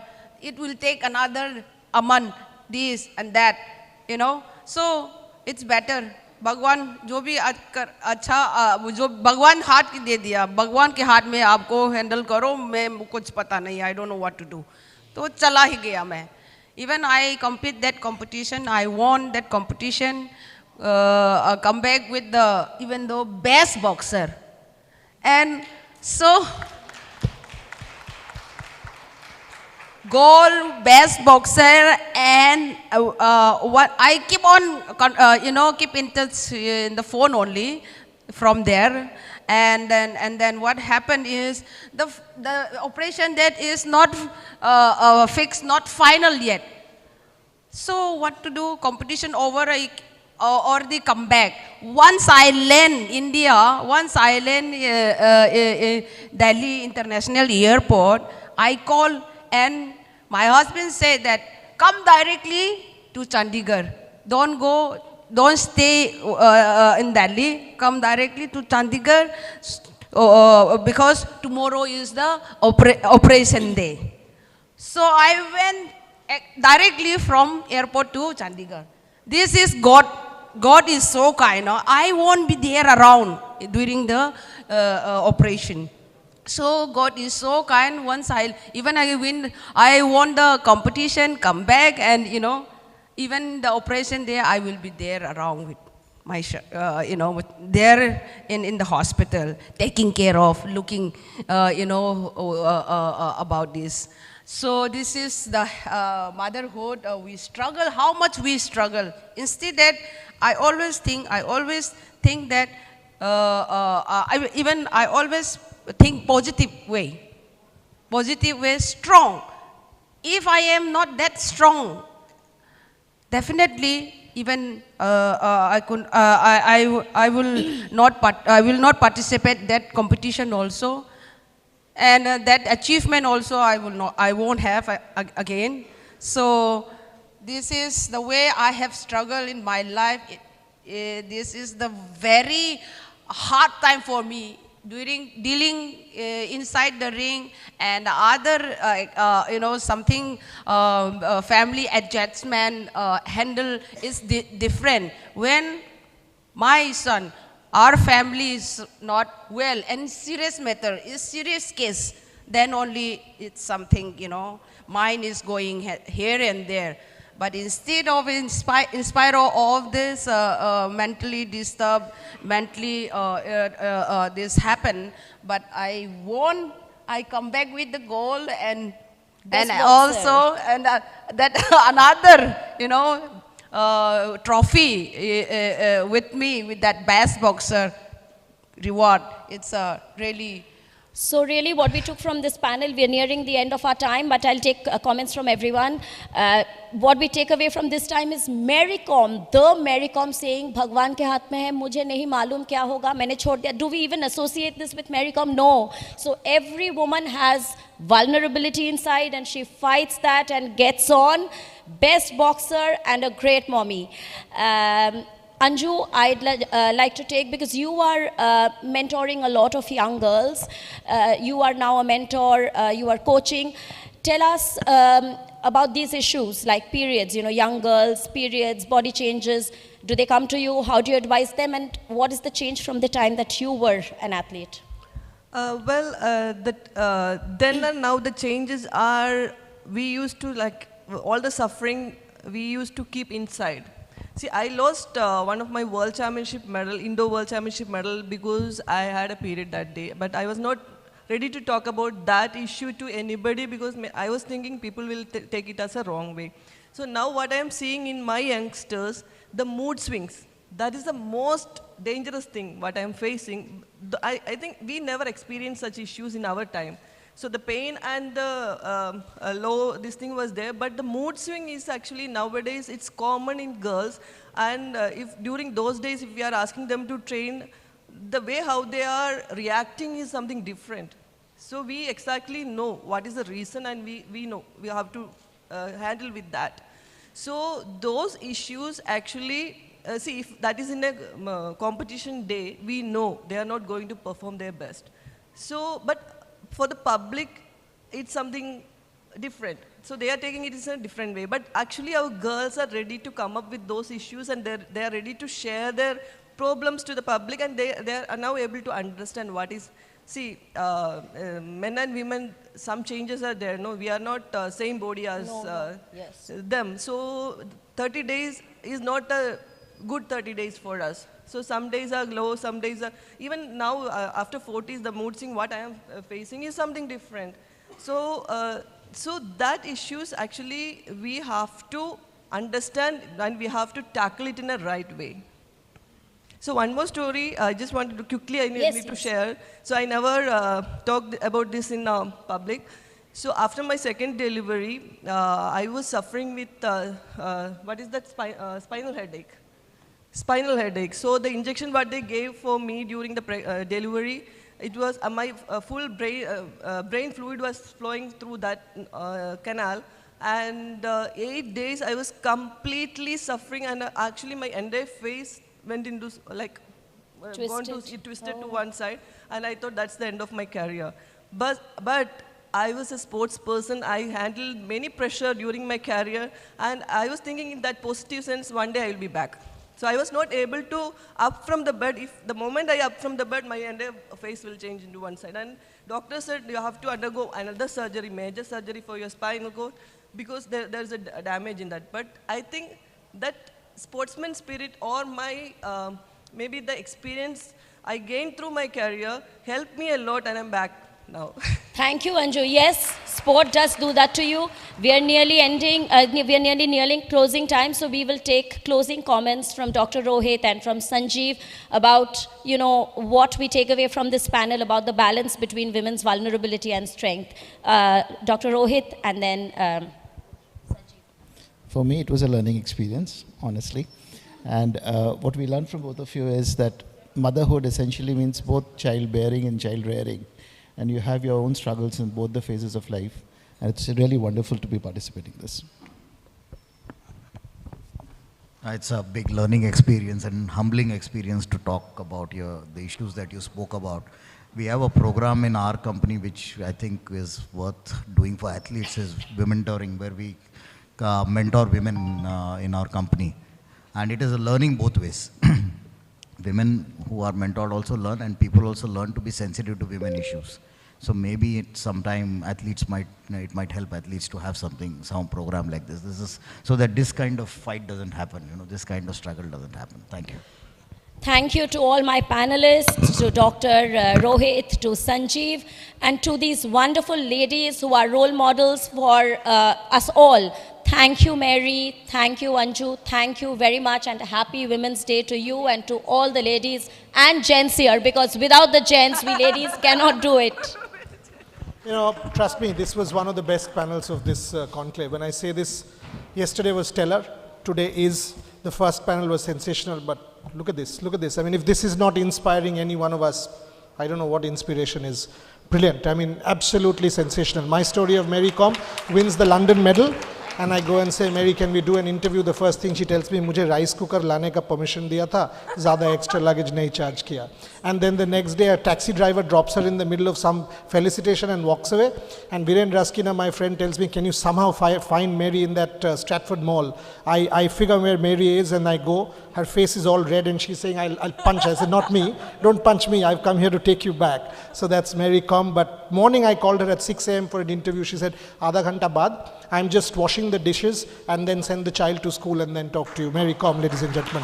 Anju Bobby George, you know, and I said Shaili Singh, and she said, you know, at the age of 13, There was no option for me, but Shaili did not have the means, did not have the privilege. I had to get her to my house, stay with us, feed her, and that's when the journey started for Shaili Singh to become the world champion that she is now, Anju Bobby George. Sanjeev Navangul, when we were down, when we founded Rev Sports, all of us looked for ideas, pastures, support, right? One man I turn to and I know, I mean, I will turn to Sanjeev and I'll say, we need support. If this is a good cause, if it's an ethical cause, it's a strong cause, one man will never let me down, Sanjeev Navangul. Dr. Rohit, he's from Calcutta. I've met him several times, a dear friend, and somebody is doing fantastic work for society. Sharmishta Gupta, you're brilliant. Can we have on stage Alok Khetri to come and felicitate this panel, please, and take a photograph? We've got to rush because Vishwanathan Anand is on a link. He's already joined, and he's missed his flight from the Caribbean, so he's on a link. We've got the chess panel next, so we've got to keep going. So please, yeah, go for it. দিয়ে দাও সবগুলো দিও না, এটা তোলো, একটা তোলো, ঠিক আছে, দাও যে কোনো একটা দিয়ে দাও।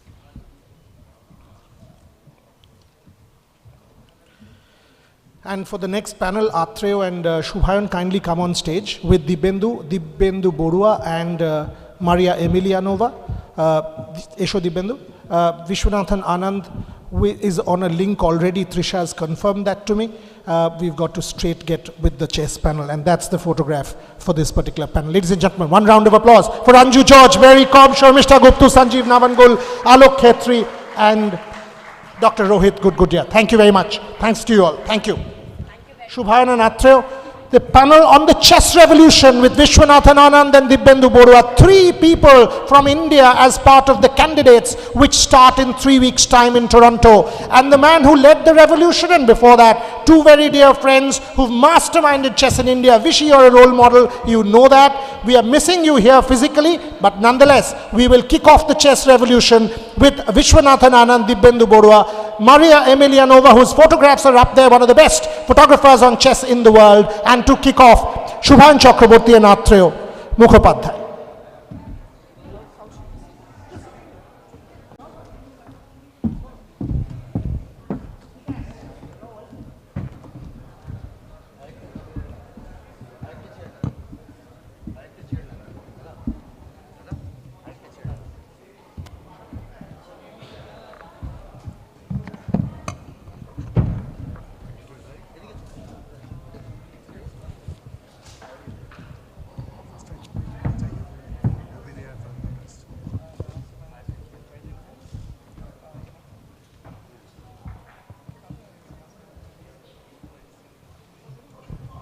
Yeah.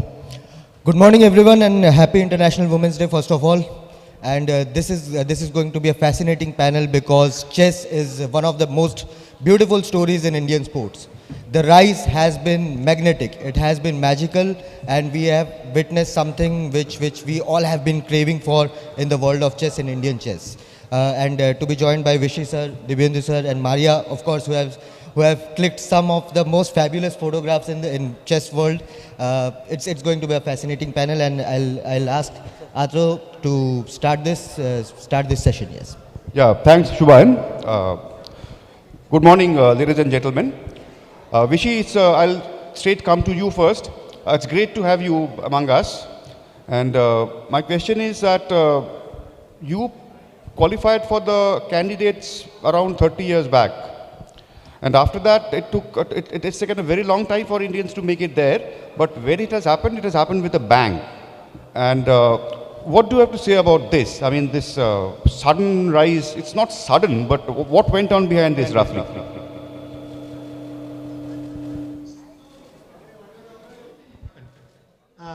One is, as a country, we took all the right steps.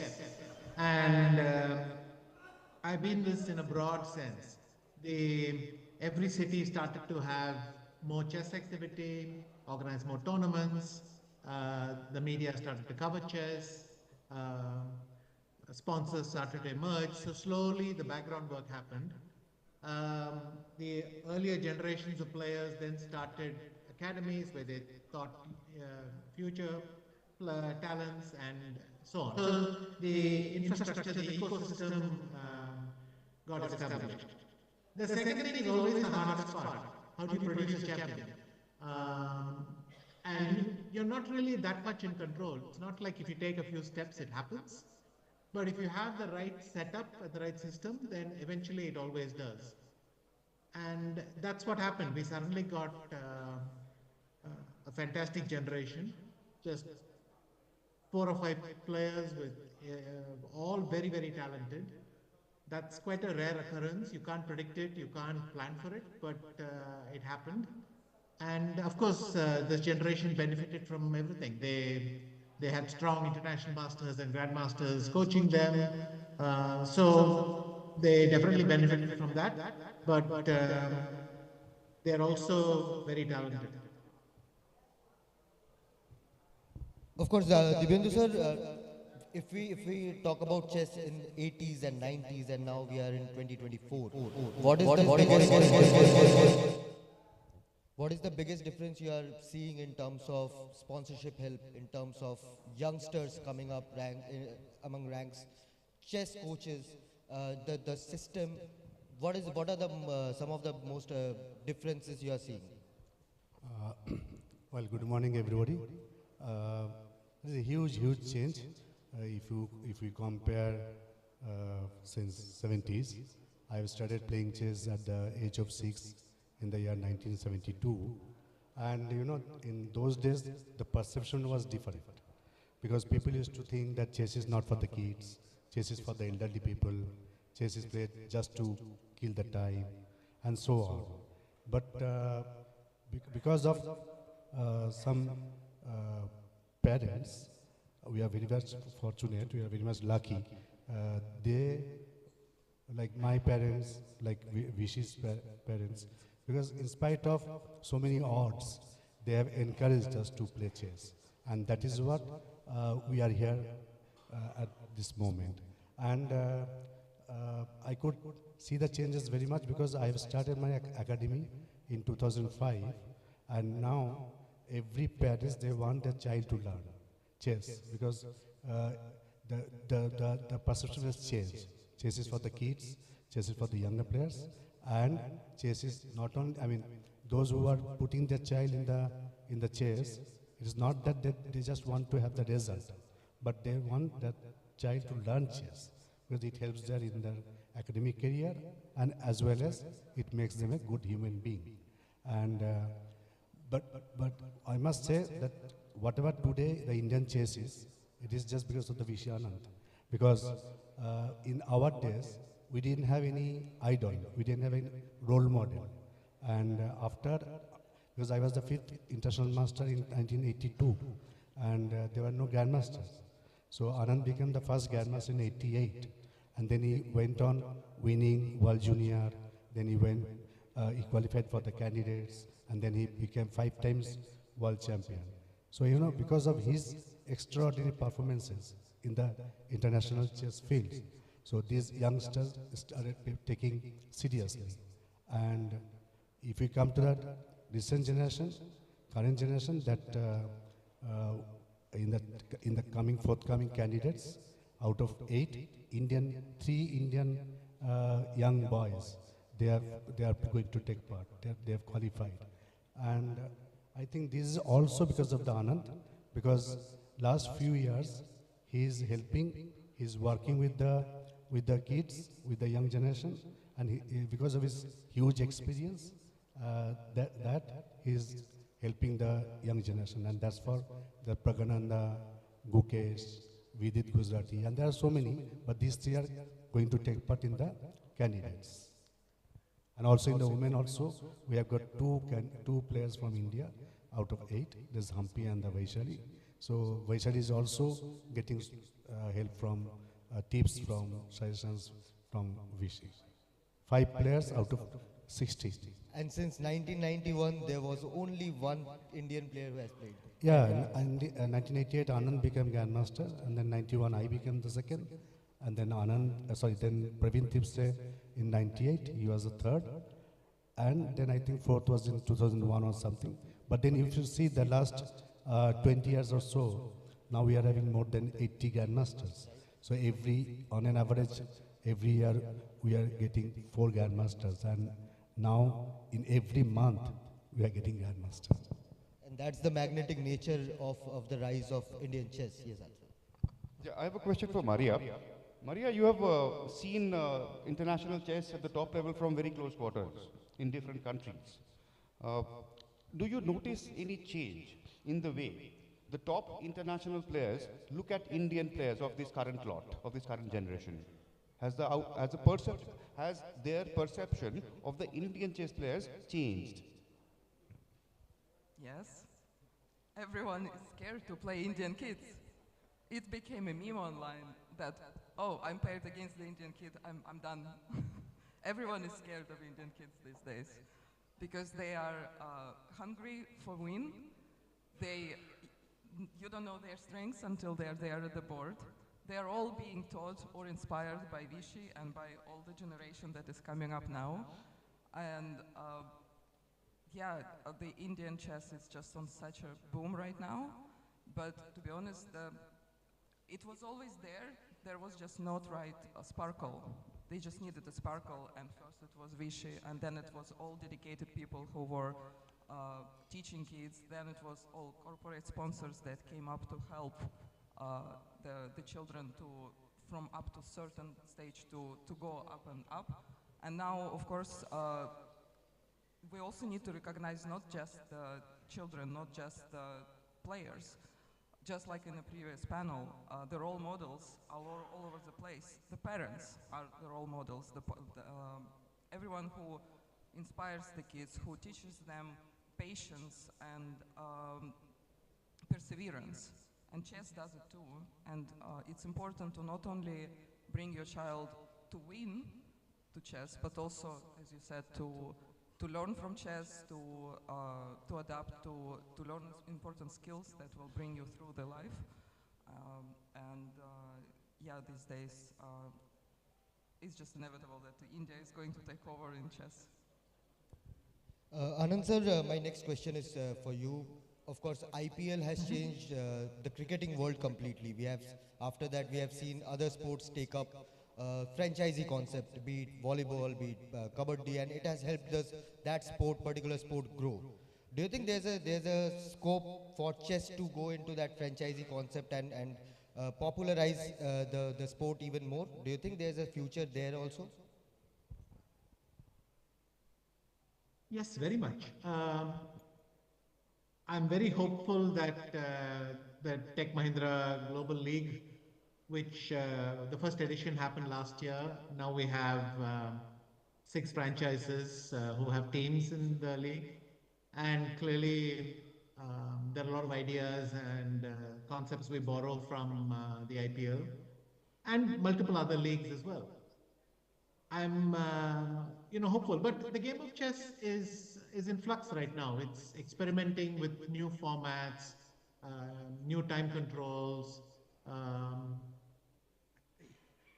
the boom in streaming. All these things are a way to connect with potential fans and also communicate what it is we love about chess. In the end, you have to make it as accessible as possible.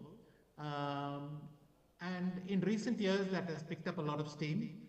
So yes, I hope that this initiative works out. But there are multiple such initiatives. There are very interesting tournaments being organized. And I'm hopeful that chess has now reached a new permanently higher level of popularity. My next question is for Dibyendu.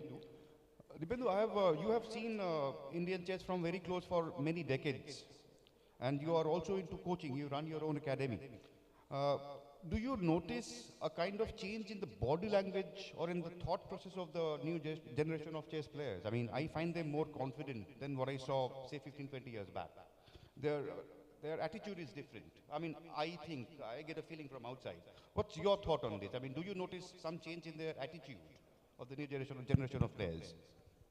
Yeah, yes, of course, because, I mean, nowadays all the young kids, they get everything. It is available there because of the computer and internet, and so many chess engines are there, those helping them for getting the analyzing purpose. And definitely the young generation In general, nowadays, they're very focused, they are very confident, and this is also in chess also, because they don't give up easily. And they keep on playing, even if they are in some positions, they are slightly minus or slightly they are in difficulty, but they fight a lot over the board, and it's a kind of never give up mentality, mindset. So yeah, it's true. I mean, it has been changed a lot. Mario, of course, you are a social media sensation now.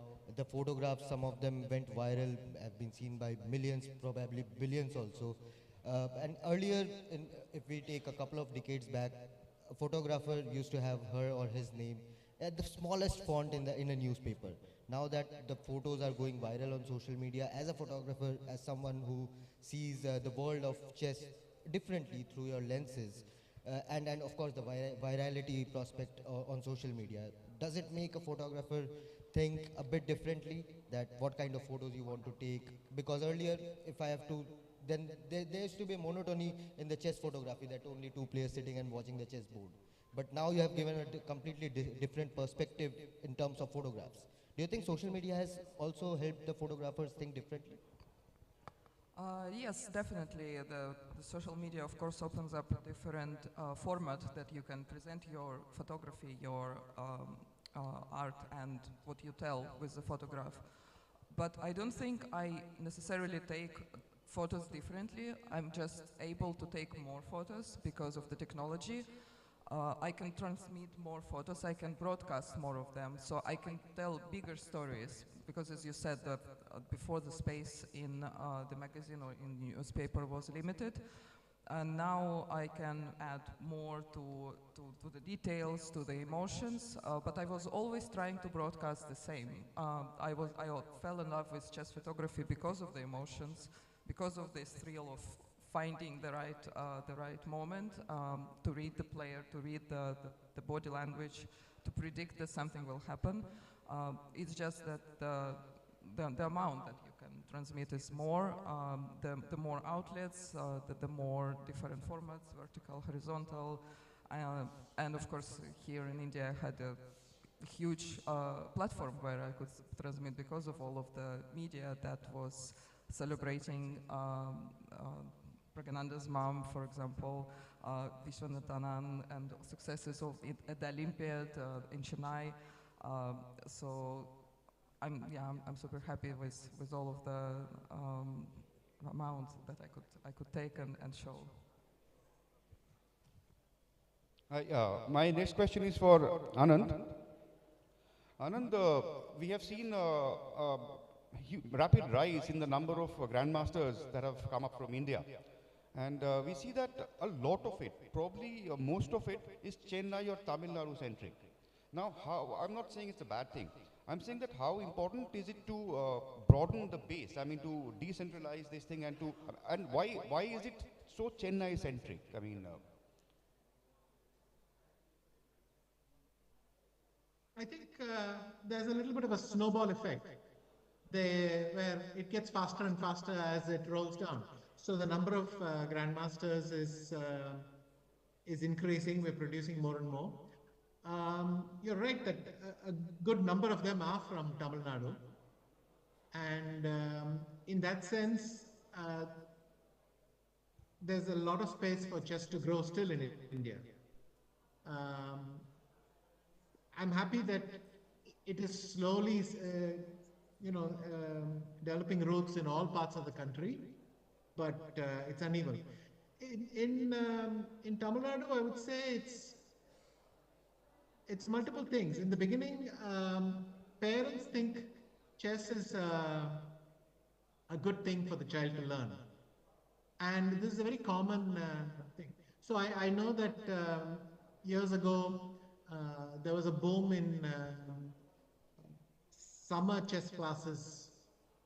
So parents would just enroll their children in chess classes for the summer holidays, and that way, the belief is there that, chess is a good educational tool. It'll train you in lots of healthy habits and thing. And so if you have this feeling, and I think in Tamil Nadu, chess goes back decades. So the first 4 international masters of India were all from Tamil Nadu. Dibyendu was the first from outside. And Manuel Aaron started it long back, the clubs got established, and so you have this initial effect, and that is magnified. But I'm happy that people in Tamil Nadu feel that chess is something wonderful for them and it's a sport. We have this regional tendency all over the country. So, Bengal and maybe Kerala a little bit, wrestling means Haryana. You have this thing, and I think it's explained the same way, that there's a group of people who already enjoy the sport and they pass it on, and the tradition continues. Thanks. Dibyendu sir, if we are talking about chess revolution, we have to talk about coaches and mentors also. Recently, of course, Vishy Anand sir is doing extremely good job in terms of mentoring the youngsters. We have seen R.B. Ramesh's rise as well as a coach. But how do we create a greater pool of Indian coaches who can take up the baton from perhaps an Anand sir in the future or a R.B. Ramesh in the future? How do we create a pool of Indian coaches in the world of chess? Yeah, I think in this point, I would like to mention that the Indian Chess Federation is also working on that. And of course, Vishy Anand is the Vice President of the World Chess Federation. And of course, with the help of Vishy, Indian Chess Federation is looking after to take up it seriously. Because there are maybe hundreds of coaches there all over India. But what you are saying is so that we can have a kind of state of art where we can also hire chess coaches and give training to become a good chess coach. So that is very at this moment is required, and I think we are working on that, and I hope that the federation will come up with some positive way in this matter. And also, as Anand said, that about the popularity of chess in India, I think it is the high time that we should have an Indian chess league. As Anand said that the Global Chess League was very, very popular, and it is going to be the second year. But also the Indian Chess Federation, they are working on it to start the Indian Chess League, so that the chess will be in new heights. Maria, you are not just a photographer, you are a player yourself. And having seen this new generation of Indian chess players, what is it that you find striking about them? What is their striking feature? I mean, what do they have which make them stand out? I think it's being humble and always trying to achieve the best, but never taking it for granted.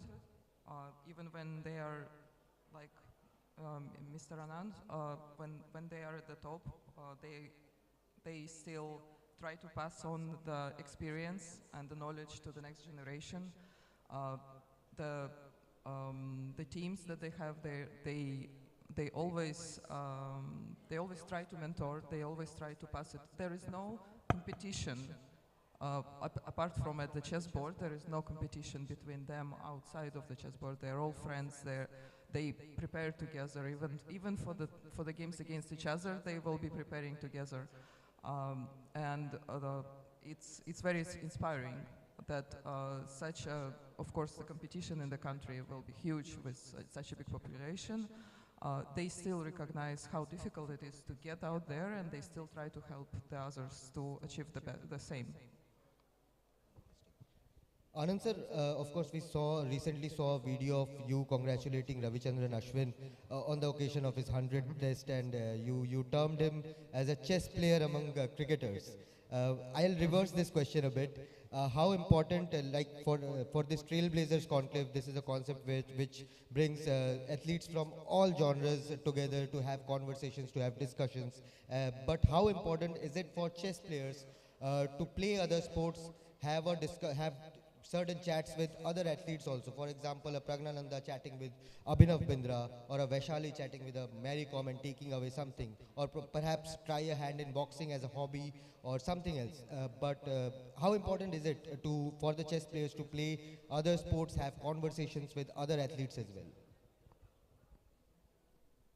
It is important, even if the sports are radically different from each other in terms of the rules. At the end, a sports person is in some sense competing against themselves. You're trying to overcome, let's say, what tends to go wrong when the pressure and the stakes are very high. And these are experiences that are much easier to convey if you've gone through them yourself, rather than read about it in a book or something. And so it is very important. The second thing is, in the same way that many physical sports, their players relax by playing a game of chess, because, it's a way of competing and relaxing, getting off some stress. I think the reverse works. When chess players go out and play let's say a physical sport and you get rid of some stress, you have fun, and it's a different kind of competition. You're competing in a different way. You're competing at the other end of sport, where you do something just for the fun of doing it. It's not so controlled and trained, but nonetheless you experience it. It's very important to have these conversations, and you can learn a lot from other sports people. In fact, you find that in the end, we all speak the same language. And the language of sport is the most beautiful one, I must say. Well, I want to ask Dibendu that chess players are known to have good memory. They remember a lot of things. I remember you telling me many years back that your first memory of Anand was at some junior national championship, where a tall boy in a cap was never seen on his board. He was always watching games on other boards because he had already made his move. He was so fast. Now, do you remember your first game against Anand and what happened in that match? Yeah, it is true that the chess players, they have to have the good memory. I think, no, I saw Anand, I think, in 83 or so, and he is very lean and used to, as you mentioned, that he used to wear cap, and he never used to sit on his board, and he was roaming around, and then whenever it is his turn, he used to come and just make the move within few seconds, and again he used to get up and roaming around and seeing other boards. And that's why we used to call him the lightning kid, and because he was very, very fast, he was playing. And in those days, I would like to mention one thing, that in those days, to keep Anand busy in calculating, in seeing his position for say 10 minutes, it would have been our big achievement. Like Tipse, Ravi Shankar, Paramershan, myself, in those days, all the top international masters, whenever we used to see that Anand is thinking over the board, so for some, say 5 minutes or 10 minutes, we're saying, oh, okay, you made him think. That kind of situation was there. I think I played with him somewhere around, I think in the national junior, in I don't remember. I don't know if Anand can rectify me if I'm mistaken. In Kozhikode, in Kozhikode. Calicut, right, in 85. In 85, yeah, we played.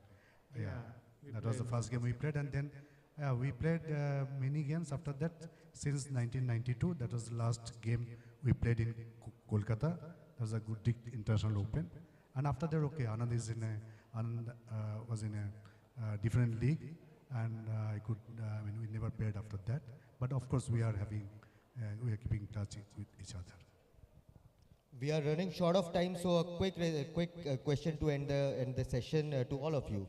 5 players, 5 Indians in candidates. April, a crucial month for Indian chess. Anand sir, Dibendu sir, Maria, what are you expecting from our Indian chess players in the candidates tournament this time around? Anand sir, please. Okay, I'll go first. I believe that all our players are showing that they are really ready for this competition. They're not just, they didn't find themselves there because of one good result or something. They are consistently showing that they perform at this level. I would still tend to say that Caruana or Nakamura is a favorite because they've shown this ability to peak and peak when it's necessary. And that's something that experience teaches you. But I believe our group is the one that you can't bet against. And in the women's section as well, I wouldn't immediately say that Hampi or Vaishali is a favorite, but they both bring a lot of strength. And if the early rounds go well or something like that, they could very much be the person to be. But it'll depend on how they start and how they play in the tournament. But I like how they're growing. Also, they're all growing and getting stronger. So I'm quite excited actually. Yeah, I also think that it all depends on how you play on that particular day. It's not that someone is, of course, Caruana is the favorite, most favorite, because he's the top, highest rated player. And also, as Anand said, that Nakamura is there. But of course, again, I am very much hopeful that our Indians, these three, they will definitely do something miracle. And who knows that one of them might win that championship tournament. And in the women's section, definitely Hampi is having a chance because she is very experienced and very her temperature is very good, and Vaishali is a newcomer. So all put together, I think it's anyone's chance. Yeah, I generally agree as well with Vishy that Caruana is a favorite, both because of his form and because he already been there playing, winning the candidates and playing the match. But at the end of the day, it does matter how you feel, how you start, how the tournament starts for you. Plus, there is a huge support between the players. It's very important that we have so many of them qualified. And to learn from each other and to push each other. I had an interview with Vaishali and she said, my brother always pushes me. I don't believe in myself, he believes in me and this helps me. So it's very important that they are all, yeah, very, and they will help each other. And if one doesn't compete good, he will help the other. There always will be this support instead of trying to be better than others. They always will come together to help each other. And I do think that Vaishali is also in a very good form, and she will show them also how the Indian chess is. Absolutely, and now looking forward to her photos from the candidates as well. Borial, over to you. Absolutely. I mean, Vishy, by the way, missed you here. We know, and just to put it on record, that Vishwanathan Anand returned from the Caribbean late last night. Otherwise, he would have been physically with us in Kolkata. And that is why we had to get him on a link. But we've been talking about this particular conclave for the last 5-6 months. So we will definitely get Vishwanathan Anand physically to Kolkata to our next conclave, because he's an absolute icon and an absolute favorite, somebody who's our hero. Vishy, thank you very much for joining us online. Thank you very, very much. Right? Maria, if anybody has not seen Maria Emilianova's photographs and the exhibition upstairs, sorry, just right, on your right once you go out of the auditorium, there's some of the best chess photographs that you can possibly see. Kindly see, it's absolutely fantastic. Dibyendu Borua, I actually called him for this session at about a weird time. I called him around 7:30, 8 o'clock in the morning, India time, and he was actually in Holland, which was what, 4 o'clock? He picked up the call and he was I said, you have to come to our conclave. He said, what? I'm in Holland. I said, I'm sorry, but Dibyendu just wrote back to me saying, anything for you. Dibyendu Borua, thank you very, very much always. And to my two dear friends, Atreo and Shubhayan, I'll close off with this announcement. Rahul Srivastav from Simon & Schuster wasn't able to make it this morning because he missed his flight from Delhi. but this is the final announcement.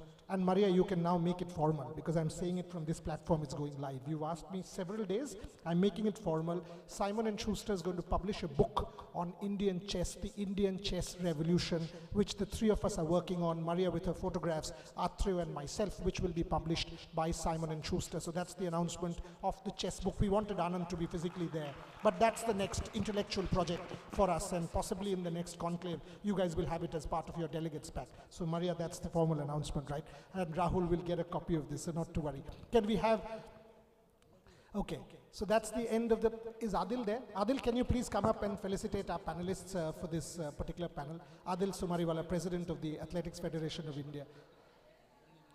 Yes, please.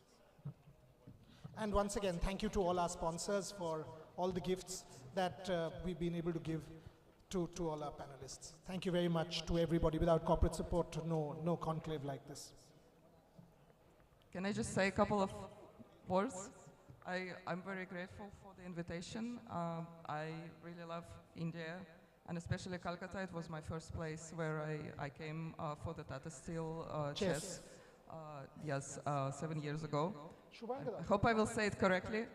Calcutta Pishum Hallo. So Maria, next time, once again, when you're in Kolkata, home food, like you love, we'll have the luchi and the mangsho together once again at home. So yeah, there you go. And that's where the book was actually planned, Atreyu, myself, and Maria. Thank you very much, all of you. Thanks a lot. Let's take the photograph. The photograph. Yeah. Shubhan, chobita tolo. Done. Beautiful. ওগুলো ধরে ছবিটা তোল বাবা তুই ধর ঠিক আছে it's okay ঠিক আছে ডাজন্ট ম্যাটার ছেড়ে দে এখন ছেড়ে দে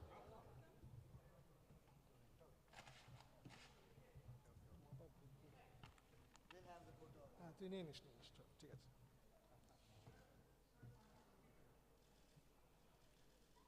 চলো And Joyda, thank you very much for all the pictures real time. Thank you very, very much. Makes a lot of difference because we can, by the way, we will, any athlete who's part of our panel, any speaker, just if you don't get your photos, no, we are giving them real time, not 3 days later. So just come and ask. In case I've missed it, come and ask, we will give it to you real time. All our photographers, Joyda and his team, they're leading this. We are taking pictures, the best photographs, we will hand it over to you real time. Moving on to the next panel. Again, a plenary panel for today's conclave, Trailblazers 2.0. And I request Shubhan to kindly coordinate the interviews with Anand from the VIP room on Zoom. So just coordinate that with Trisha and Shormishta. Thank you. The next panel, Indian sportswomen, equality, advancement and health, celebrating International Women's Day once again. And I take a lot of privilege and pride to moderate this particular panel, welcoming on stage some absolute champions of Indian sport, a very, very dear friend. She was part of our conclave last year, and she will be part of our conclave if she is willing every year. One of the greatest stories of Indian sport, Rani Rampal. Again, someone who has led the Indian squash revolution, recent Padma Shri awardee. Put your hands together for Joshna Chinappa. We've heard her in the morning and she was sensational when she spoke to us in the morning. Put your hands together for Harmilan Bains. And needless to say, she was absolutely stellar with all the stories, absolute inspiration to each one of us. Yes, she will be hounded by selfies by everybody. Put your hands together for MC Mary Kom. And this is a very special panel. We were just talking about it, that we are trying to add experts to the panels to make that panel stand out. Because otherwise, only athletes, it's one kind of narrative. That's not what we stand for. We want to understand the nuances of every narrative. Put your hands together for two very special people, Dr. Nandita P. Palshetkar and Alok Khetri from BSV. Please, can we have you on stage? We need 2 more chairs.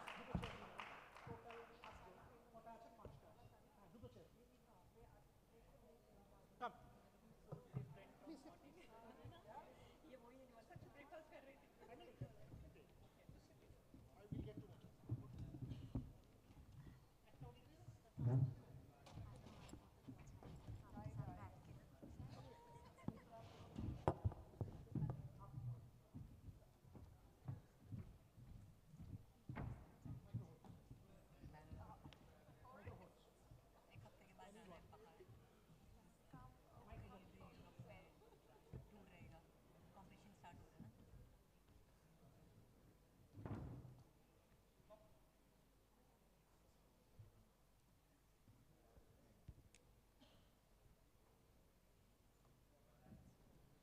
So when you're doing a panel on equality, advancement, and health, the first question that one actually needs to ask with all our panelists here, is there equality?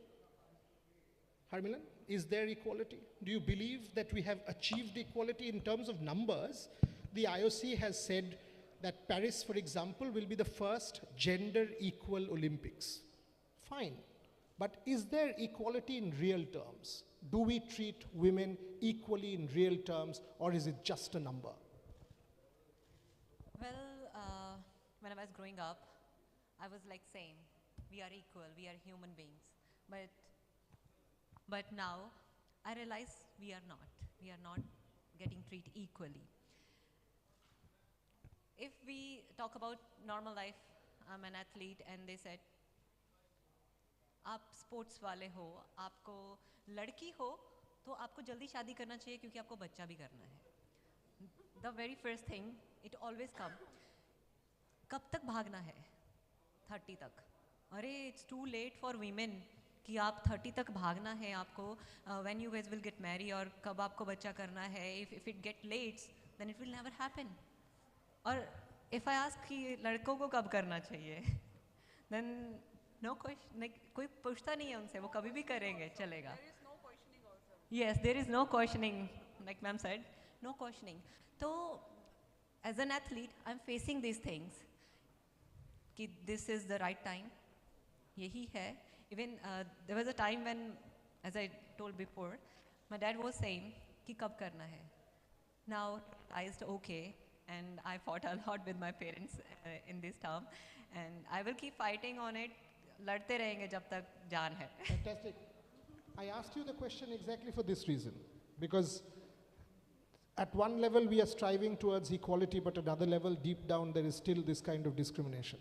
There's still the chauvinism that exists. Rani, have you seen change? Did Tokyo bring that change? Because I remember when you walked out after that semi-final, the 4-3, both of us stood next to each other, 6 feet away because of COVID. You were the other side, I was this side. I was supposed to ask you questions. That's my job. I cried, you cried. The whole team was crying. And you sent me your jersey signed. There was a bond. And you asked me, I said, you may have lost the semi-final, but you won 1 billion hearts and you've changed the sport. Have you seen change? After Tokyo Olympics yes, अगर women sport में specially hockey में बात करें तो वो change आया है definitely, क्योंकि जैसे मैं हमेशा ही बोला कि मैंने कभी इस कंट्री में देखा नहीं था कि किसी ने वुमेन्स हॉकी के मैचेस को सुबह 6 बजे उठ के देखा हो, जो टोक्यो ओलंपिक्स में लोगों ने देखा. सो आई थिंक फर्स्ट चेंज तो वही था वुमेन्स स्पोर्ट के प्रति, बट उसके बाद काफ़ी लड़कियों ने स्पोर्ट भी खेलना शुरू किया, बिकॉज हर स्पोर्ट में कोई ना कोई मेडल या हमें कुछ चाहिए होता. फॉर एग्जांपल, अगर मैरी कॉम दीदी 2012 में मेडल ना जीती ओलंपिक गेम्स में बॉक्सिंग में, सो कभी मुझे नहीं लगता लवलीना या निकित सोच सकते थे कि कभी हम भी वर्ल्ड चैम्पियन या ओलंपिक मेडल जीत सकते हैं. सो मुझे लगता है वो कोई ना कोई वुमेन वो स्पोर्ट को चेंज करने के लिए चाहिए हर स्पोर्ट में ना. एंड हम हर स्पोर्ट की बात करें तो हर स्पोर्ट में किसी ना किसी वीमेन ने वो चेंज लेके आया है सोसाइटी में ना. But again I am agree with Harmilan कि स्टिल वुमेन्स को वो तो सब फेस अभी भी करना ही पड़ता है, आप कितना भी स्पोर्ट में चेंज लेके आओ. लेकिन एंड वो घर से ही सबसे पहले शुरू होता है, यू नो, कि अब तो हो गया, जॉब भी मिल गई, इंडिया भी खेल लिया, सब हो गया, अब नेक्स्ट क्या, शादी करना चाहिए. बिकॉज उनका शायद वो माइंडसेट अभी भी सोसाइटी में वही है कि लड़की को अगर जॉब मिल गया तो नेक्स्ट सिर्फ शादी है, उसके और क्या गोल्स हैं लाइफ में, वो सोसाइटी में या कंट्री में क्या चेंज लेके आना चाह रही है, उसके बारे में शायद अभी भी बहुत कम लोग सोचते हैं. Fascinating, and Joshna, I want to ask you that before I go to Mary. While this is a problem, and we all know it's a problem, are women as responsible for this problem as men? Or do you not see that? For example, this shadi kar lo sab to ho gaya, is this only a male chauvinist narrative, or women also equally part of this narrative because they've been there, done that, like the public school system of ragging? Before you answer, How many of you know Mary Com is an absolutely wonderful singer? We can't not let her finish this panel without singing. Mary knows I will push this. She'll box me. That's fine. But and on my birthday, I'll take that box. But we've got to get her to sing at the end of the panel. So might as well prepare. Joshna.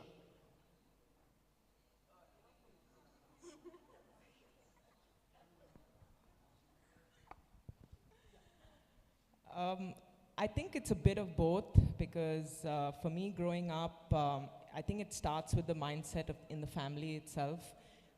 Growing up, when I started playing, there was never any pressure on me to, do things a traditional way where I can probably focus on my sport for a few years, and then there's, next is marriage, and then there's kids. I think for me, because my family was so incredibly supportive, that gave me the opportunity to just focus on what I needed to do to excel. And I know not a lot of people would be fortunate to have that level of support, but I do feel like it happens a lot when I'm outside the bubble of competing, when I'm interacting with people, women, men. Of course, they all want to know, after you reach a particular age and a certain stage in your career, where are you at personally? No one cares about what you've done for the last 20 years, the work you've put in to build that. And of course, in terms of sport, women have it a little harder because obviously there's the clock, there's nature, there's science, all of that.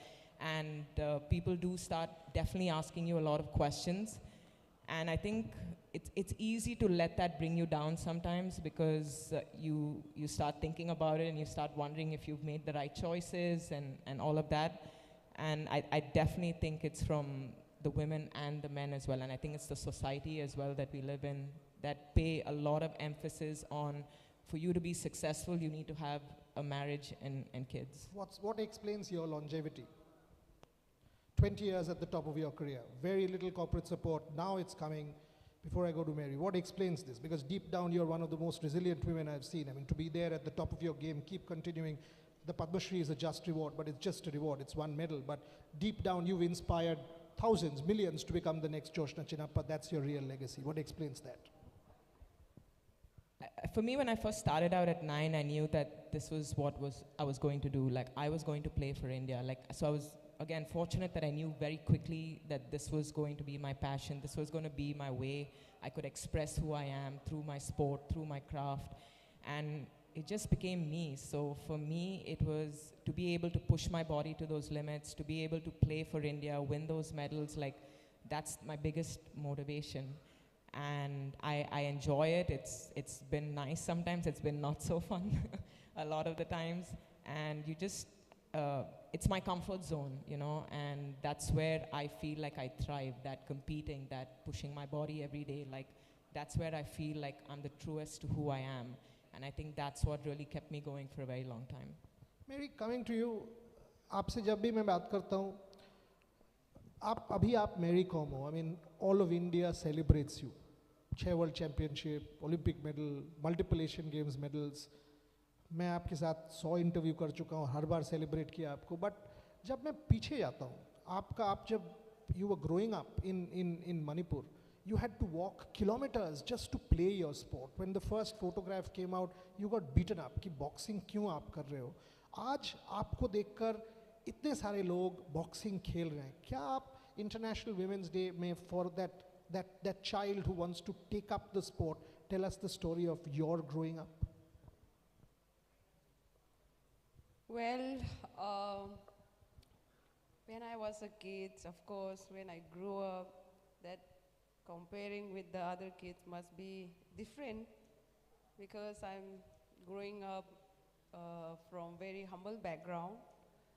And of course, honestly, if I'm talking about my childhood, I really love sports. I used to play sports like football. There in my village,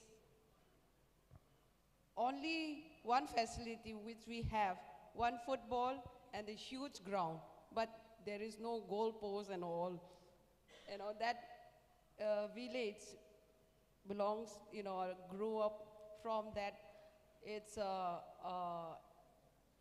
really amazing experience as well, but there is no infra, no facility, there is no people aware about the sports. So that is quite tough, very, very, very, very tough. So from that village come out and you took any sports, it's, and especially for being a girl. Being a girl to come up and took that step and, to carry on that, sports, it's another challenges. So for me, again, my parents, they are really love sports, but they don't know, they really don't know that is, what is means of sports. This is another challenge.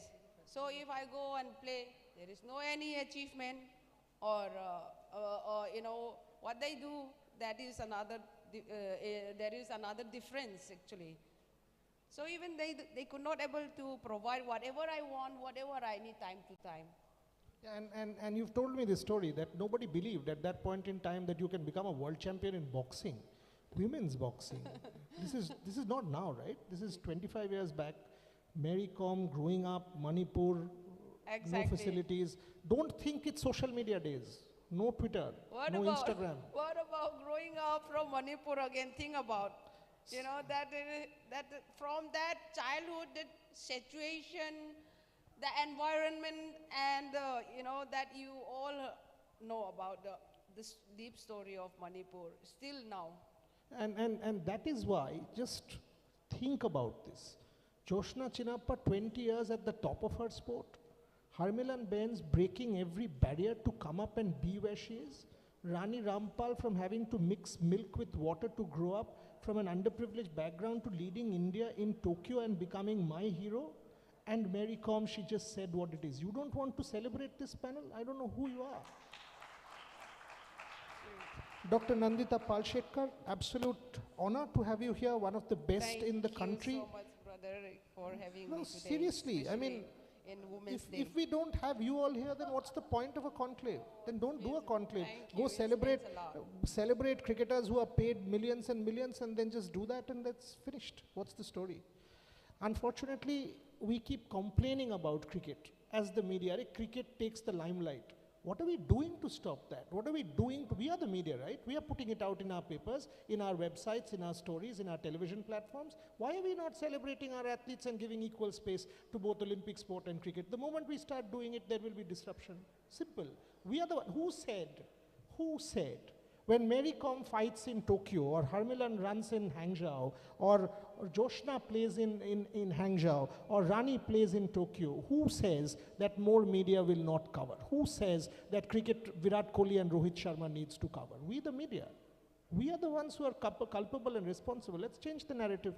Dr. Palshetkar, the question, you are taking over as the head of a gynecological body, 50,000 members.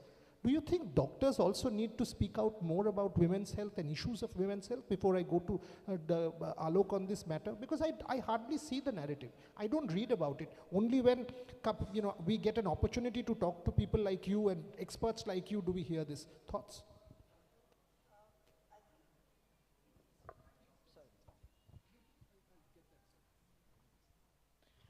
Good afternoon, everybody. Really happy to be here. And seeing these beautiful women who have achieved so much. I think, I have headed an organization which takes care of women. And when I was roaming around all over the country, what I realized was that women's equality is not there at all. I mean, there are a few lucky ones, maybe 5%, 10%, I don't know what it is, but those are the ones who get the opportunity. So organizations like us are actually, because see, how will you get empowered? If you're healthy, you will get empowered. You heard the stories of how everybody struggled with their health issues and beat them. So health is a very, very important part of women, and trust me, women neglect their health.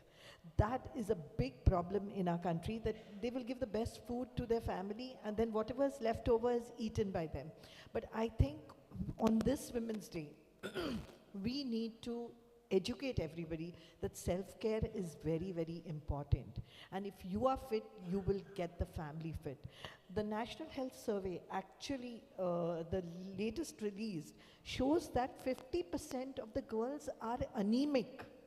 I mean, it's such a simple thing, but it actually causes loss of, quality time, loss of work, loss of mental health.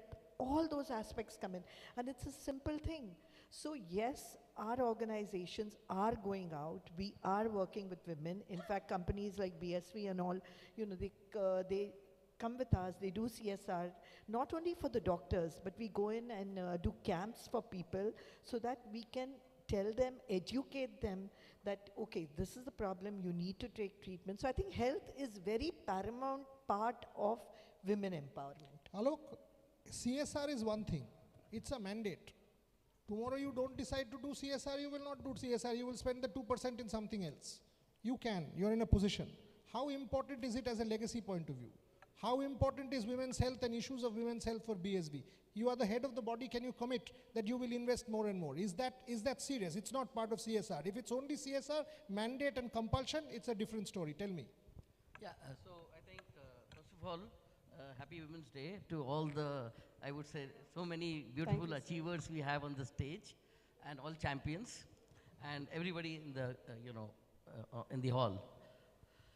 In fact, as a company, we are committed to women's health. We are a leading women's health company.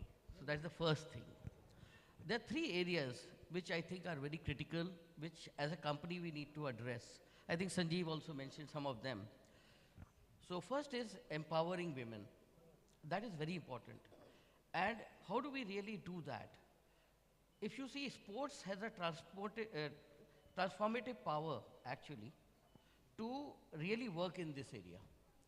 Like with all the, role models we have here, and today whom we met and heard, I think a lot can be done in this part. And we are looking at how do we utilize this, as you are doing as a company, and this is what our discussions with you is, how do we get all these role models, especially in the forefront, in the various areas where we work, like anemia, like lactation, like RH negative. Now, RH negative, many people don't even know that it is an issue which actually is a problem for all the pregnant women. And we are one company which has done a real great job, especially in this area, and for which we recently got the Pre-Galleon Award, which is like an Oscar for any biotechnology company. Wow. So I think a lot of work is being done from R&D point of view, etc. But our focus is on women empowerment. Second area is on, one area which women I have seen when I have people in my team, they really lack is confidence. Can I do it? So how do we build on that? And there, the role of women-tearing comes in, where we have like Bhavna and team in our communications. They are doing a lot of work, especially. So how do we make these ladies who are so competent more confident? And the third area is diversity and inclusion, which as a company we are following, because 50% of our families are women, 50% of patients are women, 50% of doctors are women. So in our entire workforce, why that number should not be at least 50%? And that is another endeavor which we are taking.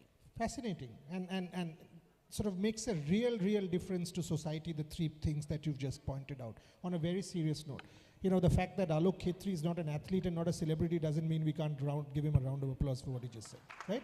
Yeah. Harmilan, the other point where I really want to take this panel for the next 10 minutes before I once again request Mary for a song is, मैं आपको छोड़ना नहीं चाहता, please आप जानते हो, आप सोच लो, we'll try and give you a title track there also if you want, make a request, but you're not, come on, this is my birthday gift, I am asking for it, so you can't not. Okay, Harmilan, the question is, because you are Harmilan Bains, you won 2 Asian Games medals, Rani, icon, Asian Games medal, Commonwealth medal, Olympic 4th position, semi-final, Mary Com, world champion, Joshna Chinappa, multiple medals at the world level. Are we celebrating only winners? Had you lost in the Asian Games, would you be here? Would I call you here? Is that a problem in India? Do we only celebrate winners? Because in the Asian Games, we're like 100 par, right? That was the dialogue, is bar 100 par. And we got 107, but we sent 300 athletes there, ladies and gentlemen. 300 athletes. What does that mean? 200 did not win medals. Those 200 are champions of tomorrow. Are you serious about them? Are you not serious? You talk mental health? What about their mental health? Somebody who's lost by 0.1 second, somebody who's lost by 0.1 point, you mean to say that person doesn't have the ability to win? Who says so? We. Do we celebrate only winners in India, Harmilan? Is that a problem? I was thinking the same. Like, if I didn't want any medal in Asian game, like, I might be not here. I would call. That's why we want to do this. This is not for the winners. This is about dialogue and narratives. Well, if I say on this, I feel education is must. If I talk about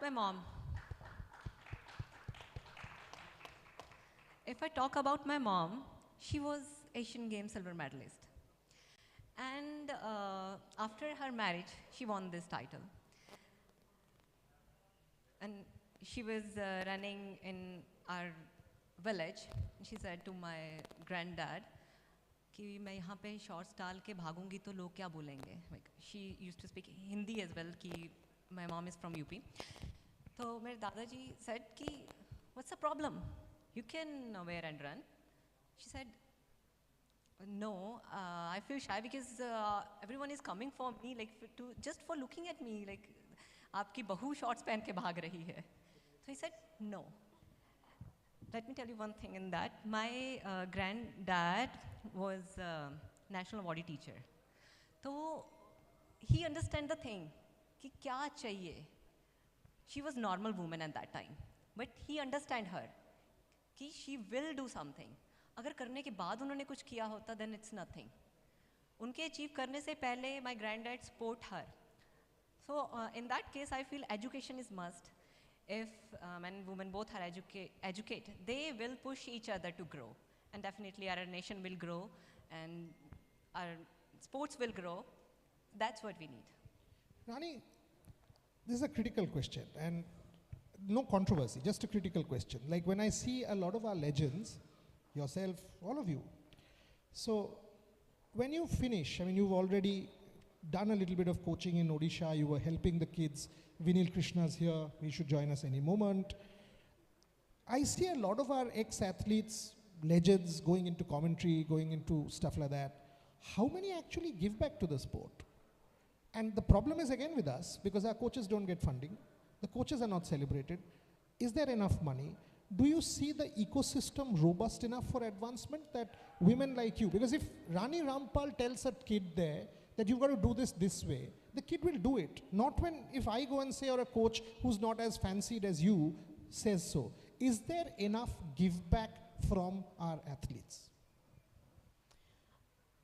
I think बहुत सारे sports person जो formal sports persons है वो ये करना चाहते हैं because जिस स्पोर्ट ने आपको इतना कुछ लाइफ में दिया हो सो व्हाई नॉट आप क्यों नहीं उस स्पोर्ट को देना चाहोगे because if I talk about my self मैंने बचपन में तो शायद कभी नहीं सोचा था कि मैं ओलंपिक गेम्स खेलूँगी इंडिया को लीड करूँगी 4th फिनिश करूँगी हॉकी ने एक आइडेंटिटी दी है एंड वो हम शायद मेरे जैसी बहुत सारी लड़कियाँ होंगी जो अभी भी वो स्ट्रगल कर रही होंगी जो स्ट्रगल मैंने देखा you know and I think हम अभी उस स्टेज में है कि हम उनको हेल्प कर सकते हैं and help is not always कि आप उसको फाइनेंशियली हेल्प ही करनी है हमेशा आप किसी को अच्छा गाइड कर सकते हो उसकी लाइफ में that is a big support मुझे लगता है किसी भी बच्चे के लिए बट स्टिल आपने जो बात बोली कि शायद वो इकोसिस्टम में हम स्पेशली इंडियंस को शायद एक तो वो रिस्पेक्ट उतना नहीं दिया जाता यू नो जो जिन्होंने स्पोर्ट को इतना वापस दिया वो स्पोर्ट में वापस आना चाहते हैं then second thing is financial thing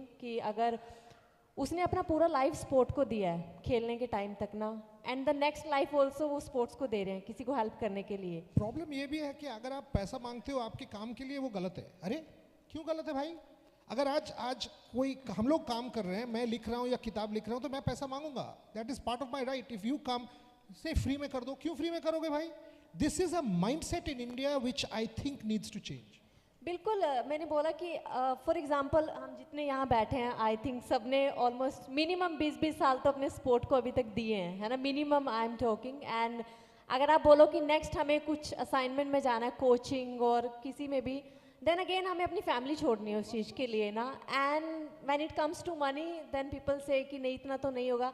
वो फैमिली कैसे सर्वाइव करेंगे विदाउट मनी ना.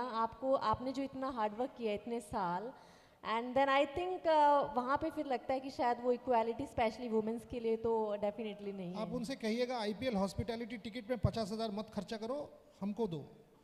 आप 100% बोलना नेक्स्ट आई टाइम. विश आपको सब सुन रहे हो. नहीं, हम तो बोलते हैं, पब्लिकली बोलते हैं, आज भी बोल रहा हूँ. सो Joshna, will the 2028 decision make a very significant difference now that squash is part of the Olympic Games? Absolutely. I mean, it's something we've been fighting and working for the last 2-3 decades to get squash into the Olympics. And now that it's finally there, because a lot of our funding and, you know, our resources coming to squash were quite halted because we were not an Olympic sport.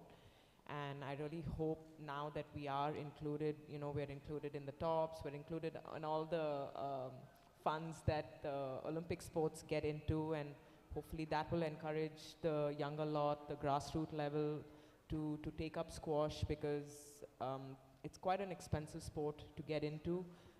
And we don't honestly get a lot of support unless you really make it. But people forget the work and the finances that go in for the first 20 years, 15 years of being a squash player, getting into the pro tour, and being able to play for India. In squash, a lot of them just play to the junior circuit, and then they go to America to study at all the good colleges there. And I don't blame them for going, because for them, they are securing their future, you know, through a good college and getting jobs there. But if we can support them from the time that they're really young and give them the option that they can take up squash as a career, and especially now, hopefully with corporates coming in to sponsor squash players, I think that can really help us a lot. I asked Saurav Ghoshal this question, I've got to ask you. Are we seeing Joshna Chinnappa staying on till 2028 Olympic Games? This is my journalist question. Yeah, I mean, obviously people ask me that. I'm just trying to get through this week. But of course it would be, you know, great to be part of the Olympics, because that's actually what, as an athlete, you dream and aspire to have and be, is to be at the Olympics in some way, obviously, as an athlete. And now that it's come at a time where it's there, but it's a little bit of a outreach right now. And I'm just hoping to stay fit, healthy, you know, be able to play at that level, because there's no fun playing sport at that level if you're not at your best. And I'm just, like I said, I'm just trying to get through. Fingers crossed. Mary, what are the difficulties of being Mary Kom? How difficult is to be Mary Kom? You're continuously in the spotlight. We are judging you in every way. Your every sentence is judged. Whatever you say is judged. Everything. How difficult is to be Mary Kom? It's quite difficult, of course. Before, if I'm talking about before, I am not, you know, into in game, or maybe I don't have any achievement, and that is, you know, life is totally different.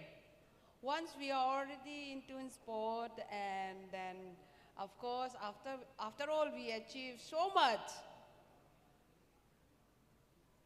And then that time there is no any social media. Nowadays, digital social media, so many things, you know, it's very, very difficult. People are crazy like anything, you know. I don't know, they don't have any work or what. They just like anything, they're crazy. They comment like anything. For the past many years, what we did, for the past many years, what we achieved, they don't bother, they don't care. Just now, the performance they are looking, and they comment like, wow, Mary Kom, you are a super this and that, you know, super mom, super girl, super wonder, this and that, super woman. Once we don't achieve anything, then another. That is horrible life. I don't know how, even though initially I did it difficult, very, very difficult. Even digest, how to digest also.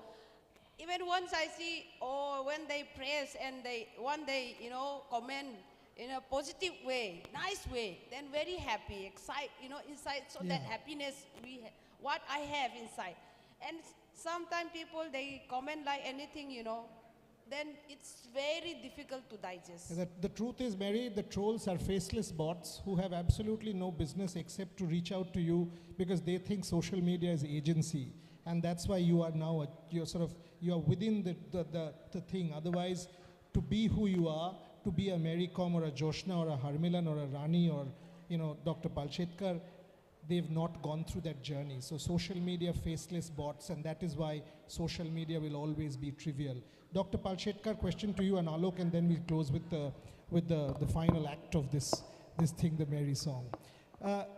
As an organization, when you take over in January or whenever you take over, Alok was mentioning, as an organization, as a collective, do you think you can do more rather than as a doctor yourself? I think, I've worked with a lot of government policies and all. So what I feel, an individual, individual can do that much. We have 40,000 collectively, the organization can do a lot, and the government can actually create a titanic wave. So it's very important that everybody puts in their little bit. Let me talk about, how technology and health, actually, we've worked with a lot of sports people. And as a woman person, there are lots of menstrual problems. Then also, I think one of you mentioned the biological clock ticking away. I think that's also very important. And today, technology is there. We can offer egg freezing and all these things. So I feel the organizations can go out and talk to women and tell them that these are the different things, the awareness, the advocacy is what the organization can do. And I think that is very important because a lot of things are available in our country, but people are not aware of it. So, there may be many girls like you all who would probably want to get in, but because of certain problems, they are withheld back. And I think if we work together, as health professionals, as sports people, or any other society, I think it'll make a lot of difference. So the organization plays a big, big role. Organization, what is the collective workforce in terms of percentage of women in BSV now? What is the plan going forward? Do you want to scale it up to 50-50? What is the ambition as an organizational head? We are around close to 8 to 10%. Currently, we are around 8 to 10% because our field force, in field force, the women are less. Okay, and this is not only in BSV, but it's across India. Because when I was in Southeast Asia, it was a reverse, where 70-80% was women in the field force. Okay, so I think the things are changing. Now women are coming out for field jobs as well, and our endeavor also is from a leadership point of view to really recruit more women. And definitely on merit. I think that's very, very important because, people have to be, when we say equal, they have to be equal only. And so that is something, and we are wanting to improve this ratio year after year. So that is our objective. Fantastic. I think it has been an absolutely stellar 37, 38 odd minutes. There you go. Ma'am, come on. 2 lines. All of us, we'll all stand with you. Come. Can't be. You decide. You tell me what music we'll play from the concert. You play it here, I'll put the microphone there.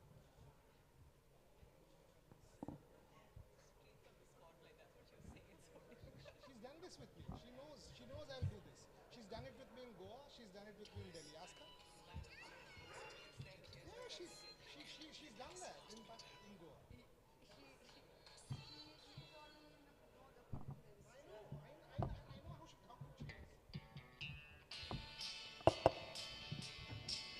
Hello. Can you play? I think it's not. Can you play this? Trisha, are you there? Can you play this? Let me be there. No, we'll hold it here. Okay. Hello. Where wherever you go, wherever you may wander in your life, surely you know I always wanna be there, holding your hand and standing by to catch you when you fall, seeing you through in everything you do. Let me be there in your morning, let me be there in your night. Let me change whatever's wrong and make it right. Let me take you through that wonderland that only you can share. All I ask you is let me be there. Woo! Brilliant. Love you, Mary Com. Absolutely champion. I mean, come on, now tell me, all of you. Was I wrong to ask her to sing? Was I wrong to ask her to sing? Absolutely not. Let's have a standing ovation for Mary Com, Joshna Chinappa, Rani Harmilan Benz, Dr. Paul Shetkar and Alok Khetri. Can I have Iram Kitwai, my friend, on stage to do the felicitation for this particular panel? Thank you so much. Again, happy birthday, bro. Can't be a better birthday gift. Honored, delighted, privileged. Where's Iram Bhai? Come on stage, please. Come. Fantastic. Ladies and gentlemen, that's what we stand for. Trailblazers Conclave 2.0. We will celebrate with all our athletes, always. After the felicitation, a photograph, and then we move on to the next panel, which is the last panel before lunch, but an absolutely critical panel from the marketing standpoint and the digital health standpoint.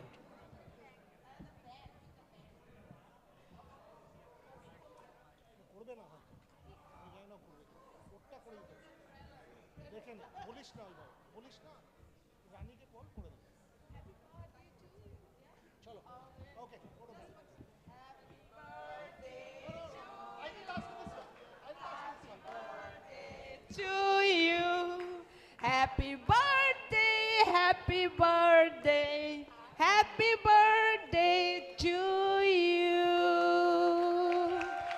Humbled, humbled. Thank you very much. Only women can do this. Whatever they say, done. Thank you very much. Thanks a lot. Thank you. Thank you. Photograph, okay.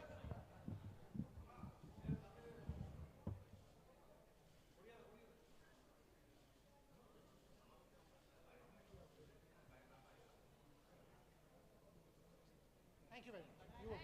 You were brilliant, huh?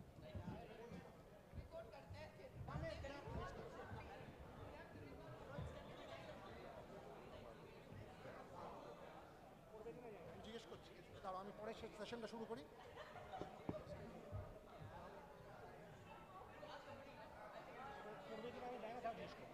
শুরু করি Okay, can we please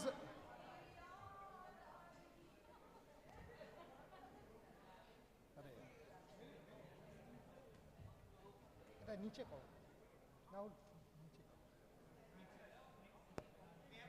Can we have the next session and yeah please thank you.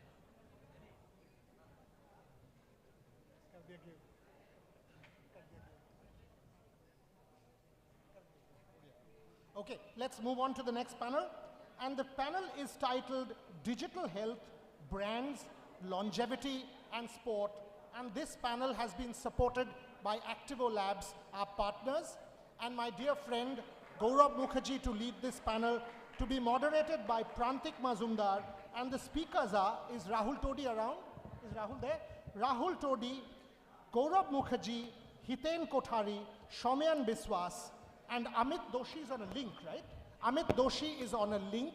Over to you, Prantik, to introduce the panelists and get going with the panel. Kindly settle down. You know, I know we've had a very high-octane panel. I request all my speakers to all my guests to settle down, please. The next panel is going to be on. We've got to show respect to all our speakers. Kindly settle down. Kindly settle down, get seated as we call Prantik and the rest of the panelists on stage to start the next panel, Digital Health, Brands, Longevity and Sport. Prantik.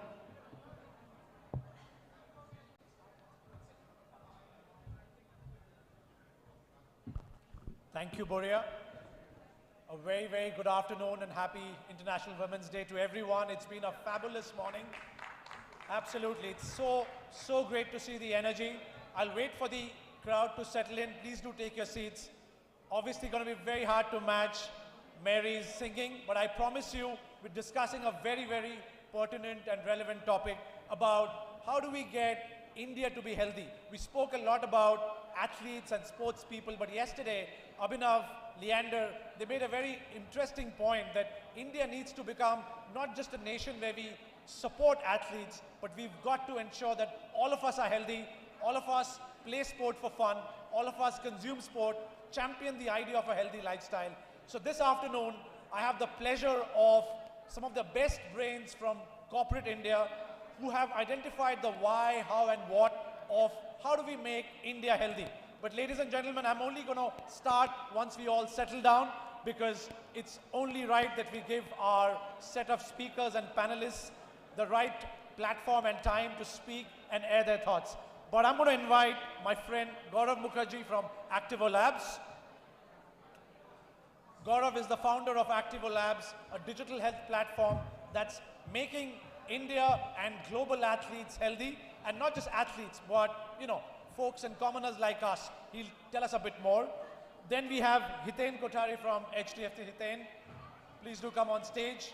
He's an actuary. He does some fantastic work, and he'll share insights about, a healthier India is obviously great for nation building, but it's also great for an insurance firm. Hiten bhai, thank you. Rahul, please do come on stage. Absolutely. Rahul Todi from the Shrachi Group. We've heard some fantastic stuff about the work he's been doing in West Bengal and India with Leander about ensuring that kids, adults, we sort of take to sport as a lifestyle choice. And then we have Shomen Biswas from Tata Digital. He's flown in from Mumbai earlier this morning. Shomen, please come on stage.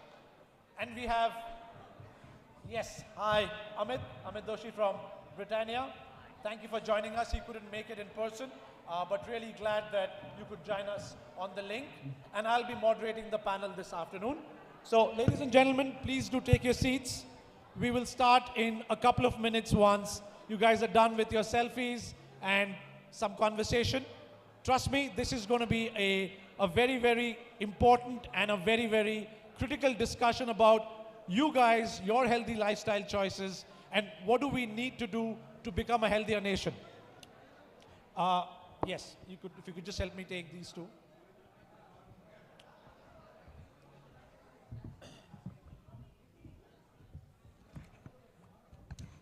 Could I please request Trisha, Rohan, if you guys could just ensure that we close the doors and we have everyone seated, please.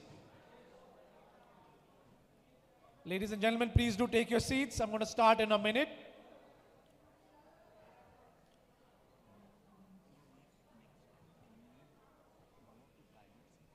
Yeah, to sort of move that, right? Outside, yeah. I think Prantik promised Maricom selfies after this, right? We'll settle down. Absolutely. Maricom selfies, we promise you. Amit, just checking on sound. Can you hear us? Are you on mute, Amit? Just technical staff, could we just ensure Amit's voice is audible? Amit, could you test once again, please? Can you hear me now? Yeah, we can hear you. We can. All right, let's get started.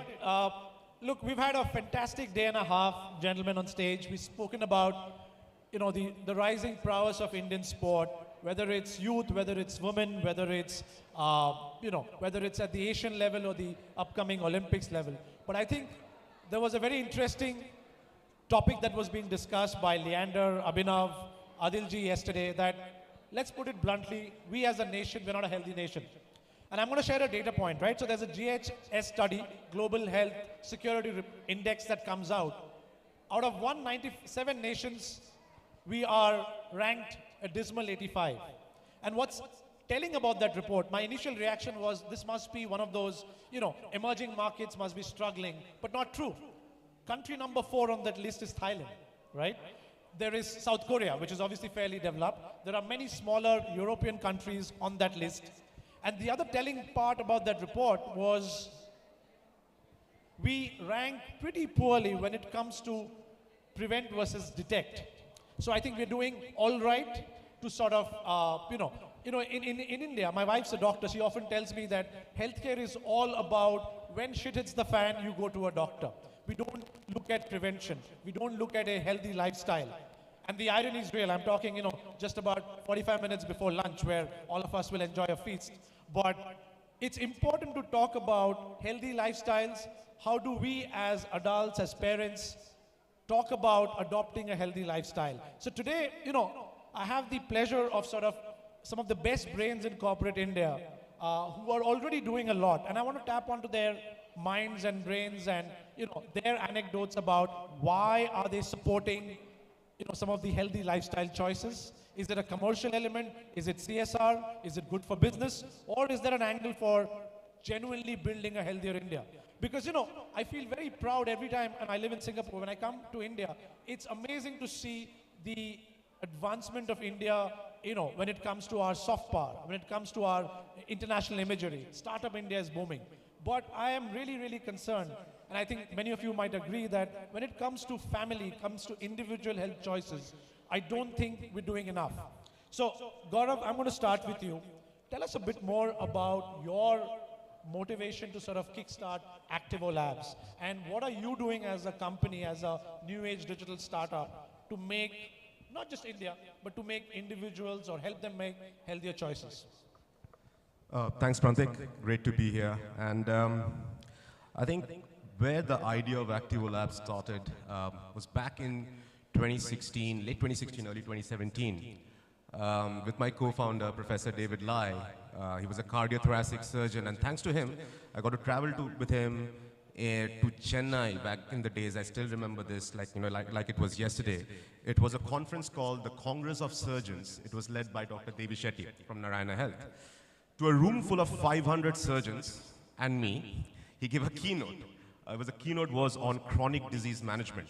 And according to his research, I'm talking about 2016, according to his research, by 2030, half of India's GDP would go towards management of chronic diseases, looking at just, what the data was looking like. And this is 2016. Modi ji had promised a $5 trillion economy.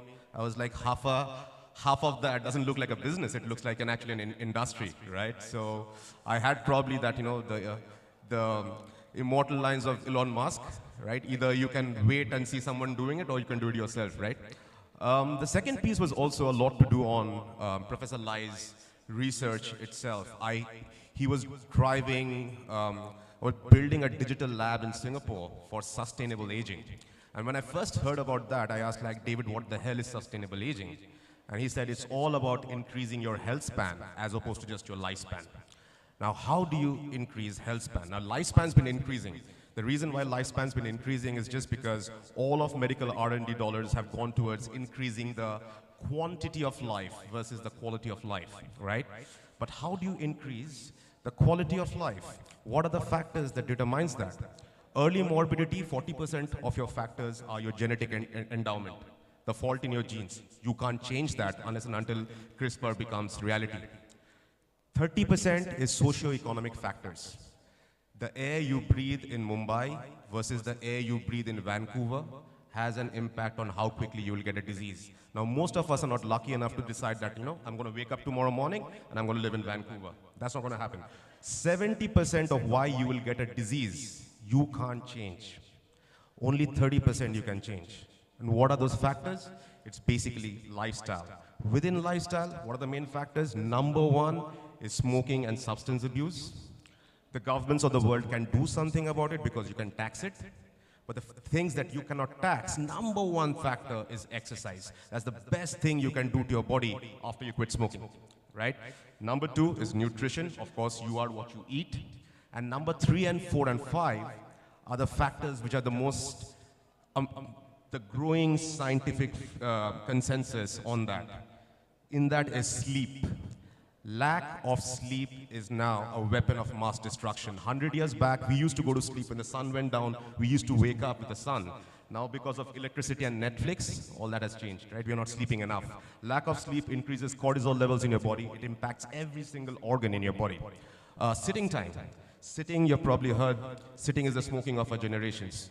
Our biggest muscle in our body is the butt muscle. It's called the gluteus maximus. It's called maximus for a reason. It's meant to keep us standing. 100 years back, work meant you were on your feet. Right now, we sit.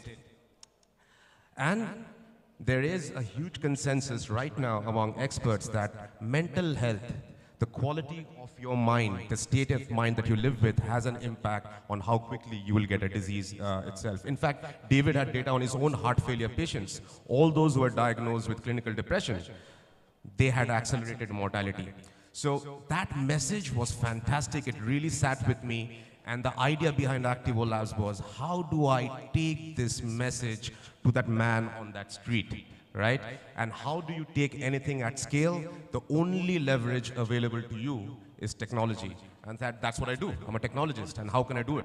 And then that was the idea that what is the one common thing, whether it's in a developed market or a developing market, that's a smartphone, and what can we do with it? And that was the idea of Activo Labs and why it started, and why we need to exist. Fantastic. I love your insight of lifespan versus health span. And, you know, for the audience in the room, there's one book that sort of changed my life, which also talks a lot about this, and I would encourage all of you to read this, called Outlive by Dr. Peter Attia. It's a beautiful book around lifespan versus health span. And I think in India, generally, we all talk about, you know, Ayushman Bhava, live longer. But I'm not sure necessarily sure that's a great blessing if the last 30 years of your life, imagine, like Singapore now is considered the 6th blue zone, where people are living up to 100. Hopefully in India, that'll be true as well. But imagine 70 to 100, you are bedridden. Now that's a curse. That's a curse that you don't want to sort of bless anyone with. So please do read that. And as Gaurav said, you have certain levers in your control. You know, not to smoke, drink, eat healthy, but sleep and exercise, lifting weights, right? But let's talk about India. I was talking to an economist yesterday, and, you know, one of the things, you know, 4 trillion, 5 trillion economy, great. I think we're on that path. You know, there's an economic superpower. But she said, look, hopefully we don't go the way US and China did, because when an economy grows, the common man, woman, kids start consuming. America, if you look today, 35 to 40% are obese. Now, hopefully India, as our economic strength grows, hopefully we don't become an obese nation. Although we are, all indicators prove, like I said in that study, that unless we sort of intervene now, we're on that path. So I want to get corporate India's view here. Shomin, I'll start with you, right? Yesterday, at Trailblazers 1.0, we've heard wonderful anecdotes about the Tatas supporting sport, right? Not from a marketing angle, but genuinely to sort of help India become a sporting nation. And we have seen across archery, marathons, etc. But that's a bit different from supporting athletes to making sure that India becomes a healthier nation. Now you run Tata Digital. There's a whole super app concept that you're championing. Give us your thoughts of that transition from supporting athletes and sports to helping India become a healthier nation. Thank you. Thank you, Prantik. Thank you, everyone. It's wonderful to be here.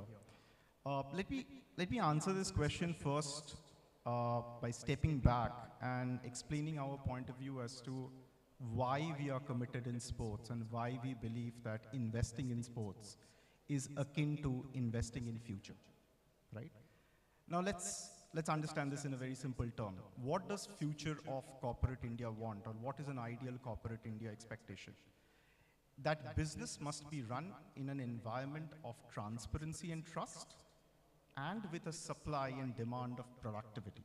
If you have productive people in an environment that is transparent, that's where business flourishes. There are two things I say: productivity and transparency. Now, we believe that if you look at all the experiences that a young child goes through, typically between the ages of 6 to 18, there is no better teacher than sports that inculcates these two things. Let's understand why.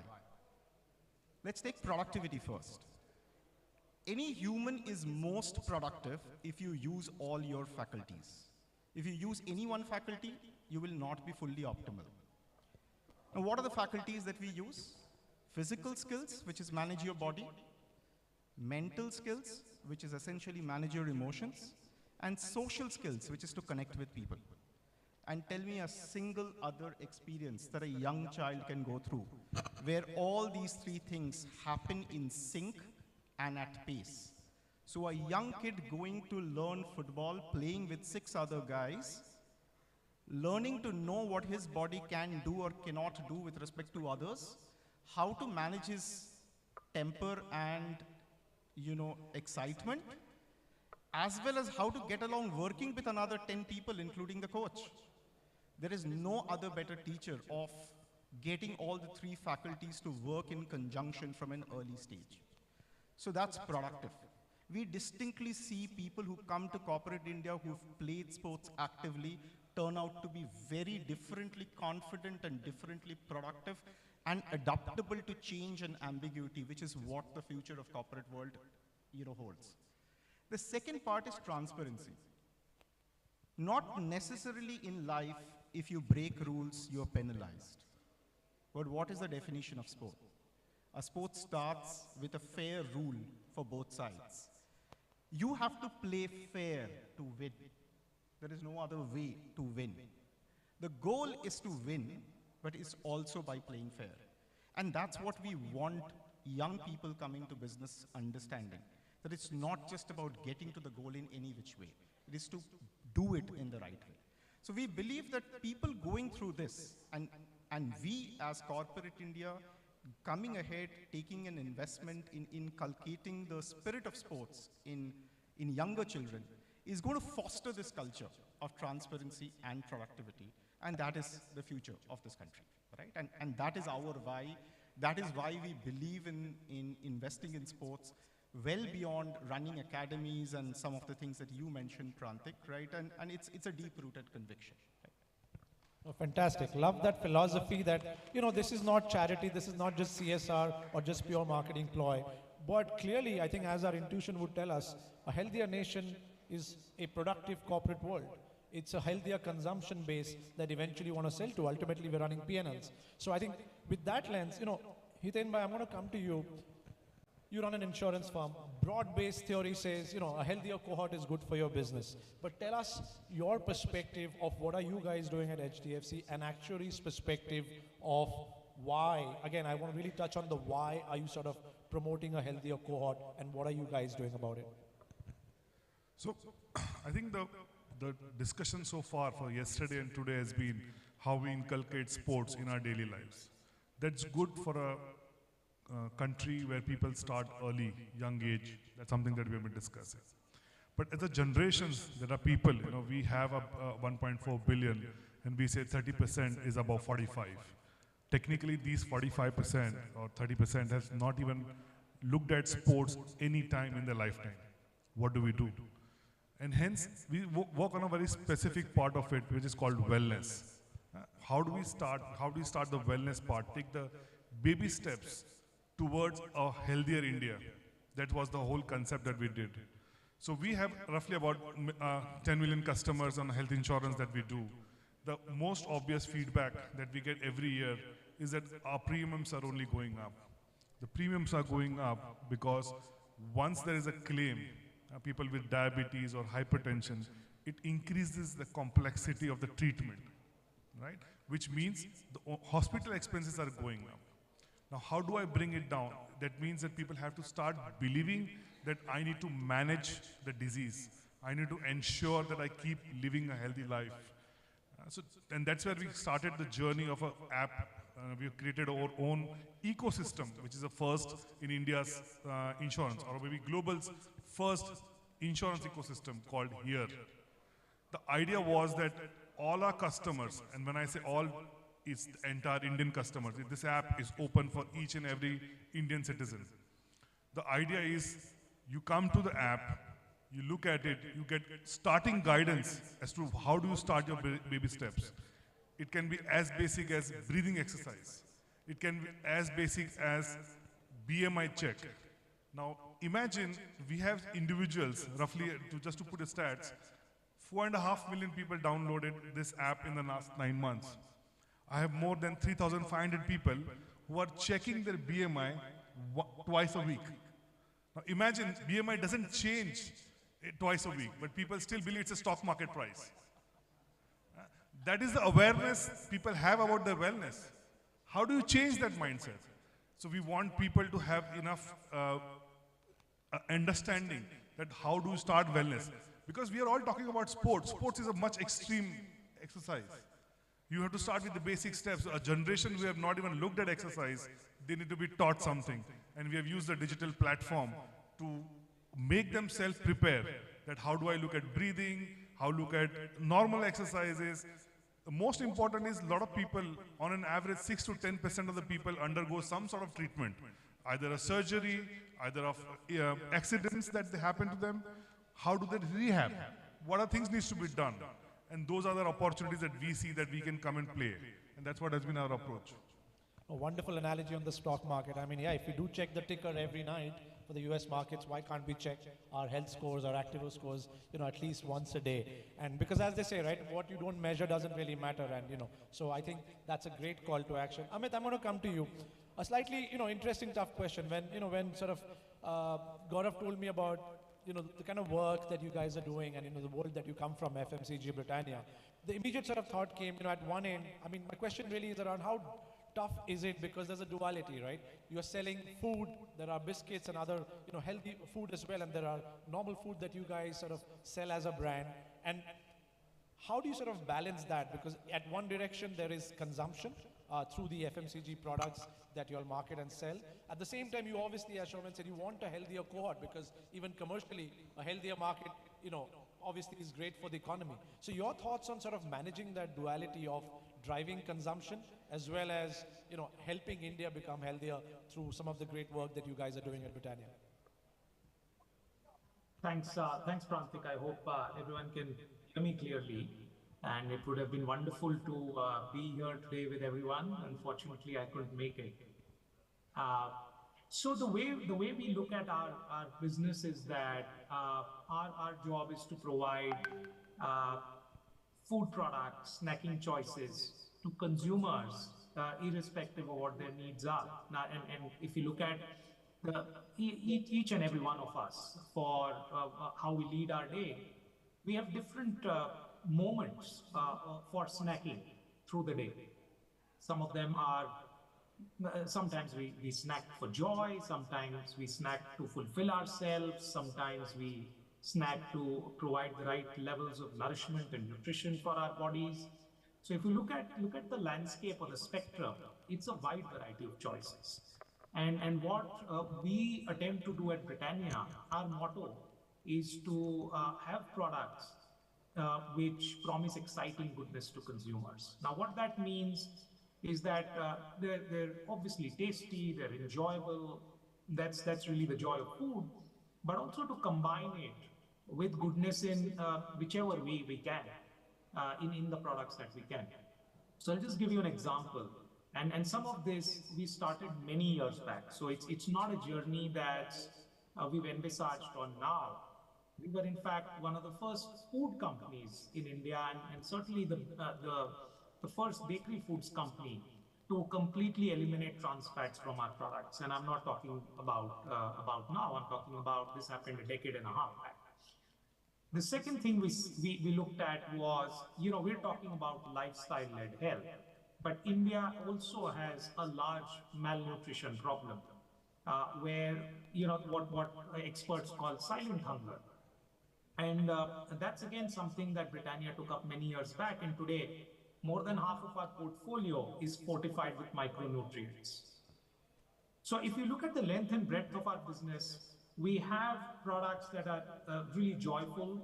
If you look at products like bourbon biscuits or Jim Jams of the world, we've all grown up eating those. Then we have products which offer better alternatives. So let's say we've got products with millets, products with multigrain, products which don't have added sugar if you have that requirement. And then finally we have products which are good for you. So we've ventured into dairy products, dairy drinks. We've ventured into makhanas, which is a snack that's become very popular for its nutrition delivery. We've launched into bars recently. So it's a full spectrum that we traverse, and depending on what the consumer need is, the delivery is according to that. Now, having said that, we also have this other dimension to how we run our business, which is to run our brands with purpose. And if, for example, I'll just give you an example. Today is International Women's Day. And for all the trailblazing women who are in the room there, wishes to each and every one of you. For example, Britannia Marigold is a brand that's really loved, and West Bengal is the place where our heart lies, as Britannia and as Marigold. And for the last many years, we've empowered women to be more and do more. And entrepreneurship is the route we've taken. And today, in fact, we've announced the launch of a platform, a complete digital ecosystem that helps women and their entrepreneurship dreams come true with the launch of this ecosystem called Her.Store, where entrepreneurs can meet each other. It's a marketplace where entrepreneurs and their customers can come together. That's just one example. NutriChoice is this other brand that always has stood for a fit and an active lifestyle. And so when we met Gaurav a few months back, we said, yes, we sell products, we sell these snacks, but what is it that the brand can offer as a service over and above the products that we sell? And that's where this idea came about, to create this app called Nutri Plus, where we provide a very simple score that can help consumers with smartphones track their lifestyle daily. It's a good indicator over a long period of time. And we're also aiding that now with content and habit creation through rewards and so on. One of the powers that Britannia has is the power of access. So, one is to get it through consumers, through marketing and through digital and so on. But what we've chosen to do is to actually provide it for free. So if you buy a pack of NutriChoice today anywhere in the country, you get a simple QR code on the pack, which most Indians are used to, and you can download a Nutri Plus app. So what we're working with Gaurav to do is they've got some really outstanding technology. We're making sure that we get it to the length of and breadth of the country through crores of packs that we sell. Wonderful, Amit. Hello, check. Yeah. No, that's great. I think you sort of made two wonderful points. One is, I think India is not one homogeneous nation. We are the privileged lot sitting here, probably a higher probability of moving towards obesity, but there is a large population that still faces malnutrition. So obviously you got to cater to the dichotomy. And the other is the entrepreneurial angle. I think your Makhana example sort of brought a memory of today. If you look at Shark Tank, you see so many interesting entrepreneurs who are sort of curating or creating healthier snacks. So I think the message is clear, ladies and gentlemen. For every bourbon packet that you buy, please do buy, some box of healthy snacks, Fox Nuts or Makhanas or NutriChoice. Rahul, I'm going to come to you. I think Hiten made this point about whatever that we do, we've got to do at scale. Yesterday in your session with Leander, and you announced that you guys have embarked on this initiative to make sure 250 million kids, that's a huge population, in the next, let's say 15, 20 years, pick up sport. I want you to share some real anecdotes about the great work you've been doing in Bardwan, Ardwana. How do you encourage kids, families, parents to pick up sport, like Hiten was saying, on a regular basis from a wellness perspective to drive, better lifestyle choices? Actually, honestly, I've been privileged to be part of the Urbana project, where we are the developers of the project, co-developers, and Renesa, which is in Bardwan, which is a 300-acre township. Both these places now have an active population of Renesa has an active population of about 12,000 people, but the daytime population goes up to about 18,000 with the drivers. Plus we have 2 schools, we have 2 hospitals. So, in Urbana, there is about, the night population would be about 6,000, 6,500, and the day population goes up to 15,000 at times, because Urbana being the super luxury category of Calcutta, our calculations show that 4 people come per person. They could be your drivers, they could be the Amazon deliveries. In Urbana there is some data for all of you who love data. In Urbana we have 1,400 scooters or bikes or e-bikes coming in every day.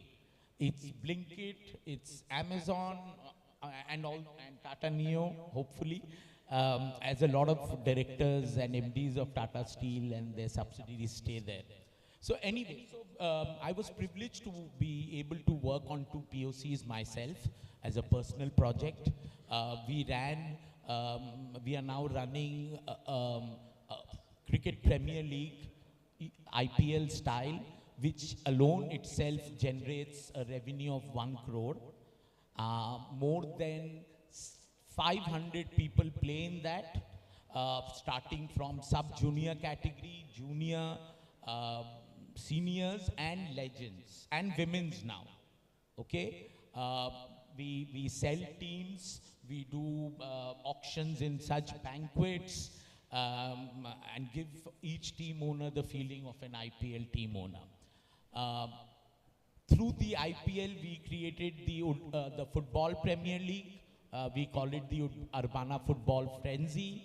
And third year, we've already, now that property itself is generating some surplus.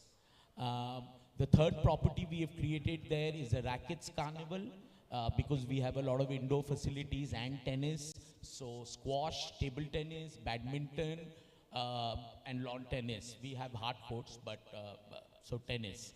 So, and combined about 500 people are participating in that, and about 300 in football. And these 2 things are happening in the summer, and in another 15 days, it'll all be in action. So, and similar products we are working on in Renaissance.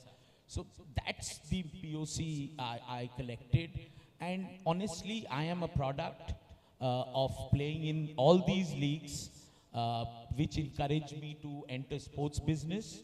And trust you me, maybe a lot won't believe, I've lost a lot of weight in the process. And to be very honest, I have health insurance from one of the insurance companies without naming them. I am getting WhatsApp and calls every day. And with all due respect, none of that helped. Because my community forced me to play the sport. In my case, they needed me because I was seeding it with some money, and being a developer, I could do things. But then I wanted to perform in that platform. And one match, recently, I should share, I did quite well. And in football last year, I was judged the best goalkeeper in the Legends. So I have pictures in my social media of holding actual trophies. I know the sponsors would say Urbana and Shrachi, but trust me, it's run independently. I am not even in the committee. I'm a team owner, and of course, they seek a lot of help in the infrastructure. So that's the POC. We need all these companies because they have data, and one of the things me and Leander will do is build communities like this. Not only in Calcutta, not only in Bardwan, all our projects now, all our projects will have some sort of a corporate league as a part of the selling. We will start including it in the marketing once we formally do it. So that's our foray into selling real estate in the future. And I think that is grassroots level working. Because, you know, I've been an obese person. I might not look now, but I used to do gym. But I've seen the only thing that made me lose weight is just playing the sport. Be it baddie, be it cricket, be it football. And you know, you can't, for me, somebody like me, I couldn't play with at any competitive level. The community was the best place. Because even if you failed in front of your friends and family, you don't bother. And then you get encouraged to do more. So community building through real estate, through sports is the way forward. And last thing, because sustainability is very critical. I'm also working on a model that these events, the assets in real estate projects can actually make the project maintenance free. Because the surplus that's generated from all the events, be it sports, be it Pujo in Bengal or Navratri somewhere, or Pongal somewhere, or the Diwali somewhere, there is enough resources generated there to have a maintenance freeze. That is sustainability. Because in project after project, we've struggled to keep the maintenance, because people, 1 rupee, in cities like Bombay, it's 17, 18, 20 rupees a square foot. You know, in Calcutta, we struggle with 2 rupees. So, you know, somewhere that pain probably was also a need, so I should be fair. Sports passion, yes, but that pain also made me work on that. So that's what we are doing, or we'll do it better. Fantastic. What a wonderful story. You've married your sort of commercial interest in real estate with your passion for sport. And I love the words around community, grassroots. That's great motivation to sort of, for many of us to sort of just figure out how can we all play a sport, how can we run, how can we walk, how can we sort of make it part of our lifestyle. And, you know, I think one of the things, I think what's beautiful is on this panel, if you notice, I mean, there's a digital healthcare play and there's a physical real estate play, right? So, I mean, it's both. And, you know, Gaurav, I'm going to come to you. Especially for insurance companies, you should actually sponsor community leagues. You know, I love the subtle plug. That is investing in the grassroots. And data companies, similar. You'll get data. And you love data. I love the subtle plug there. Understanding of some of the data and the research that has come out from looking at Activo scores and understanding the efficacy of Activo scores in multiple populations. Unfortunately, we don't have the data in India. We don't have those kinds of large-scale studies commissioned yet by our government.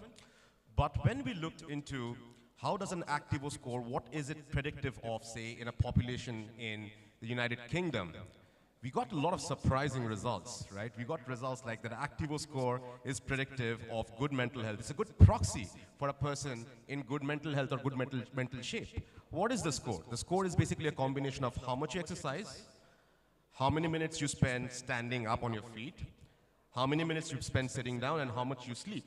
The combined effect of all this, contextualized to a person's age and their sex defined at birth, is the score.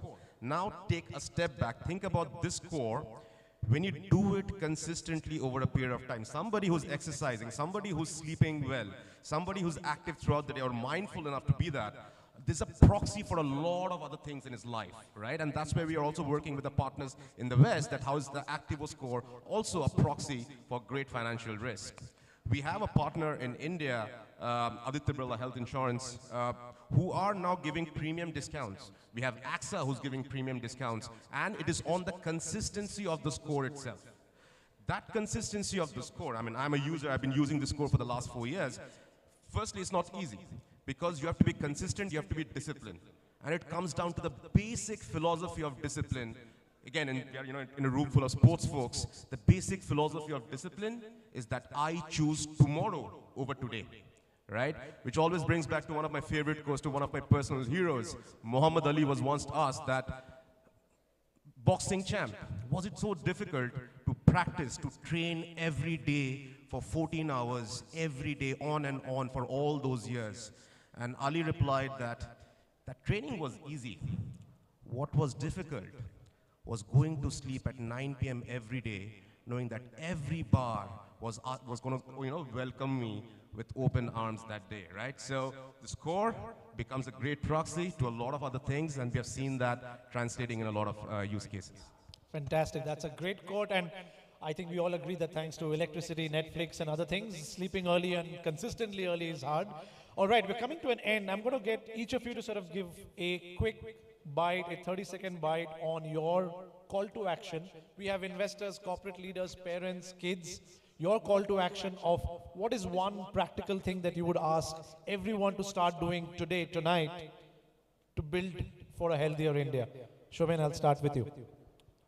I think a couple of things. One is for parents, I would say, I think inculcate the habit of sports in your kids, because there is nothing that teaches discipline, fairness, and using all faculties like sports does.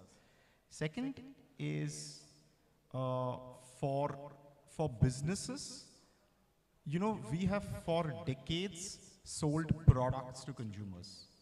We have not serviced consumer needs. There is a difference between selling product and servicing need. I'll give an example. For instance, you could sell toys, but then you're selling a product. You're not servicing the need of a parent.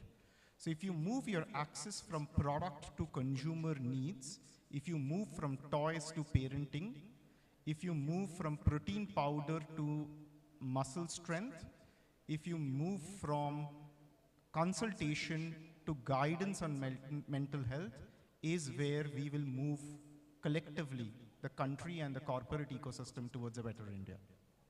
Love that call to action for corporates. Focus on the consumer need and not just the product that you're selling. The product will sell itself. Amit, I'm going to come to you. Your 30 seconds call to action for corporate leaders, investors, parents. I would keep it simple. Start with yourself, start with your family. For example, Nutri-Choice's mantra is the incremental power of small choices. Figure out what are those small choices, those small habits that work for you and for your family, and make sure that you make a beginning and stay with it. But because, we always talk about how often should I work out? And my answer is very simple. You work out once a week, that's 52 workouts in a year. Start somewhere. Wonderful. Start something. Hiten, your advice? So I'll just add what Amit said. I think everyone believes that they think that they'll plan better. They'll do something tomorrow. Most important is just can you find 15 minutes or maybe 30 minutes every day for yourself. Be it beginning of the day, be it end of the day. You need to figure out a way to wind down. That's the most important. And the second most, I think, is, which works a long way, is manage your diet. I think the food plays 80% of the role. And if you get the nutrients correct, I believe healthy India is a reality. Fabulous. Rahul? I was last as always. Wanted to surprise you. So I think mine is very simple. We know an old line. We spoke about it yesterday. Our parents used to say, our teachers used to say in schools, tuition, खेलोगे कूदोगे तो बनोगे खराब, पढ़ोगे लिखोगे तो बनोगे नवाब. Let's change that to पढ़ोगे लिखोगे तो बनोगे नवाब, खेलोगे कूदोगे तो रहोगे नवाब. Wow, that's a beautiful line. Ladies and gentlemen, fabulous. I didn't know there was a poet inside the realtor in you. Fabulous. Gaurav, your last words.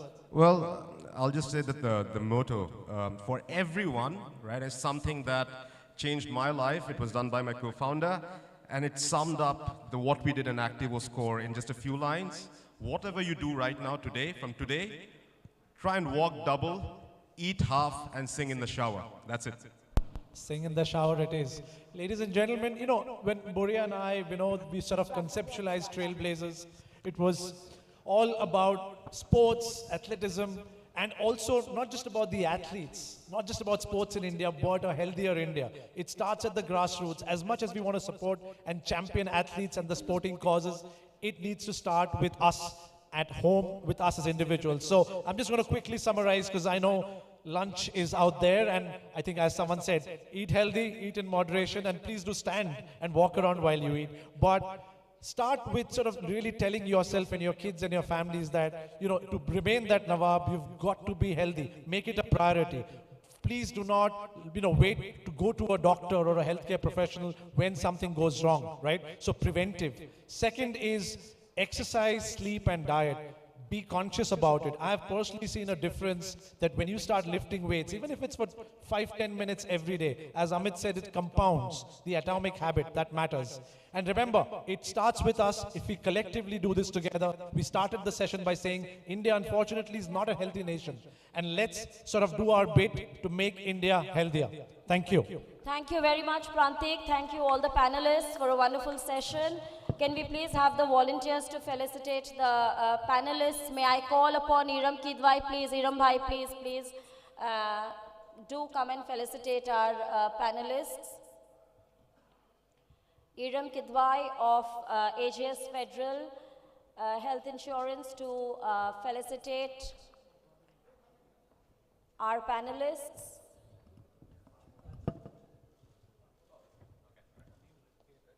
Great panel.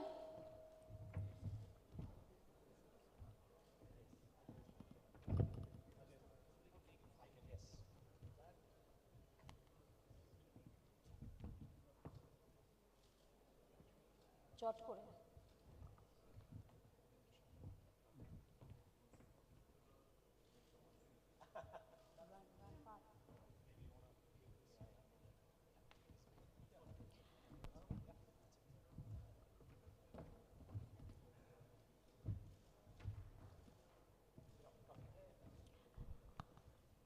Thank you, everyone. Now lunch has been served. There is food for everyone, but we have different doors. Behind our athletes, corporate sponsors, speakers, everyone please proceed behind. Members of the media and other attendees kindly proceed this side. Once again, there is food for everyone, corporate sponsors, athletes, speakers, everyone that side, and members of the media and other delegates kindly proceed this side, please. Thank you.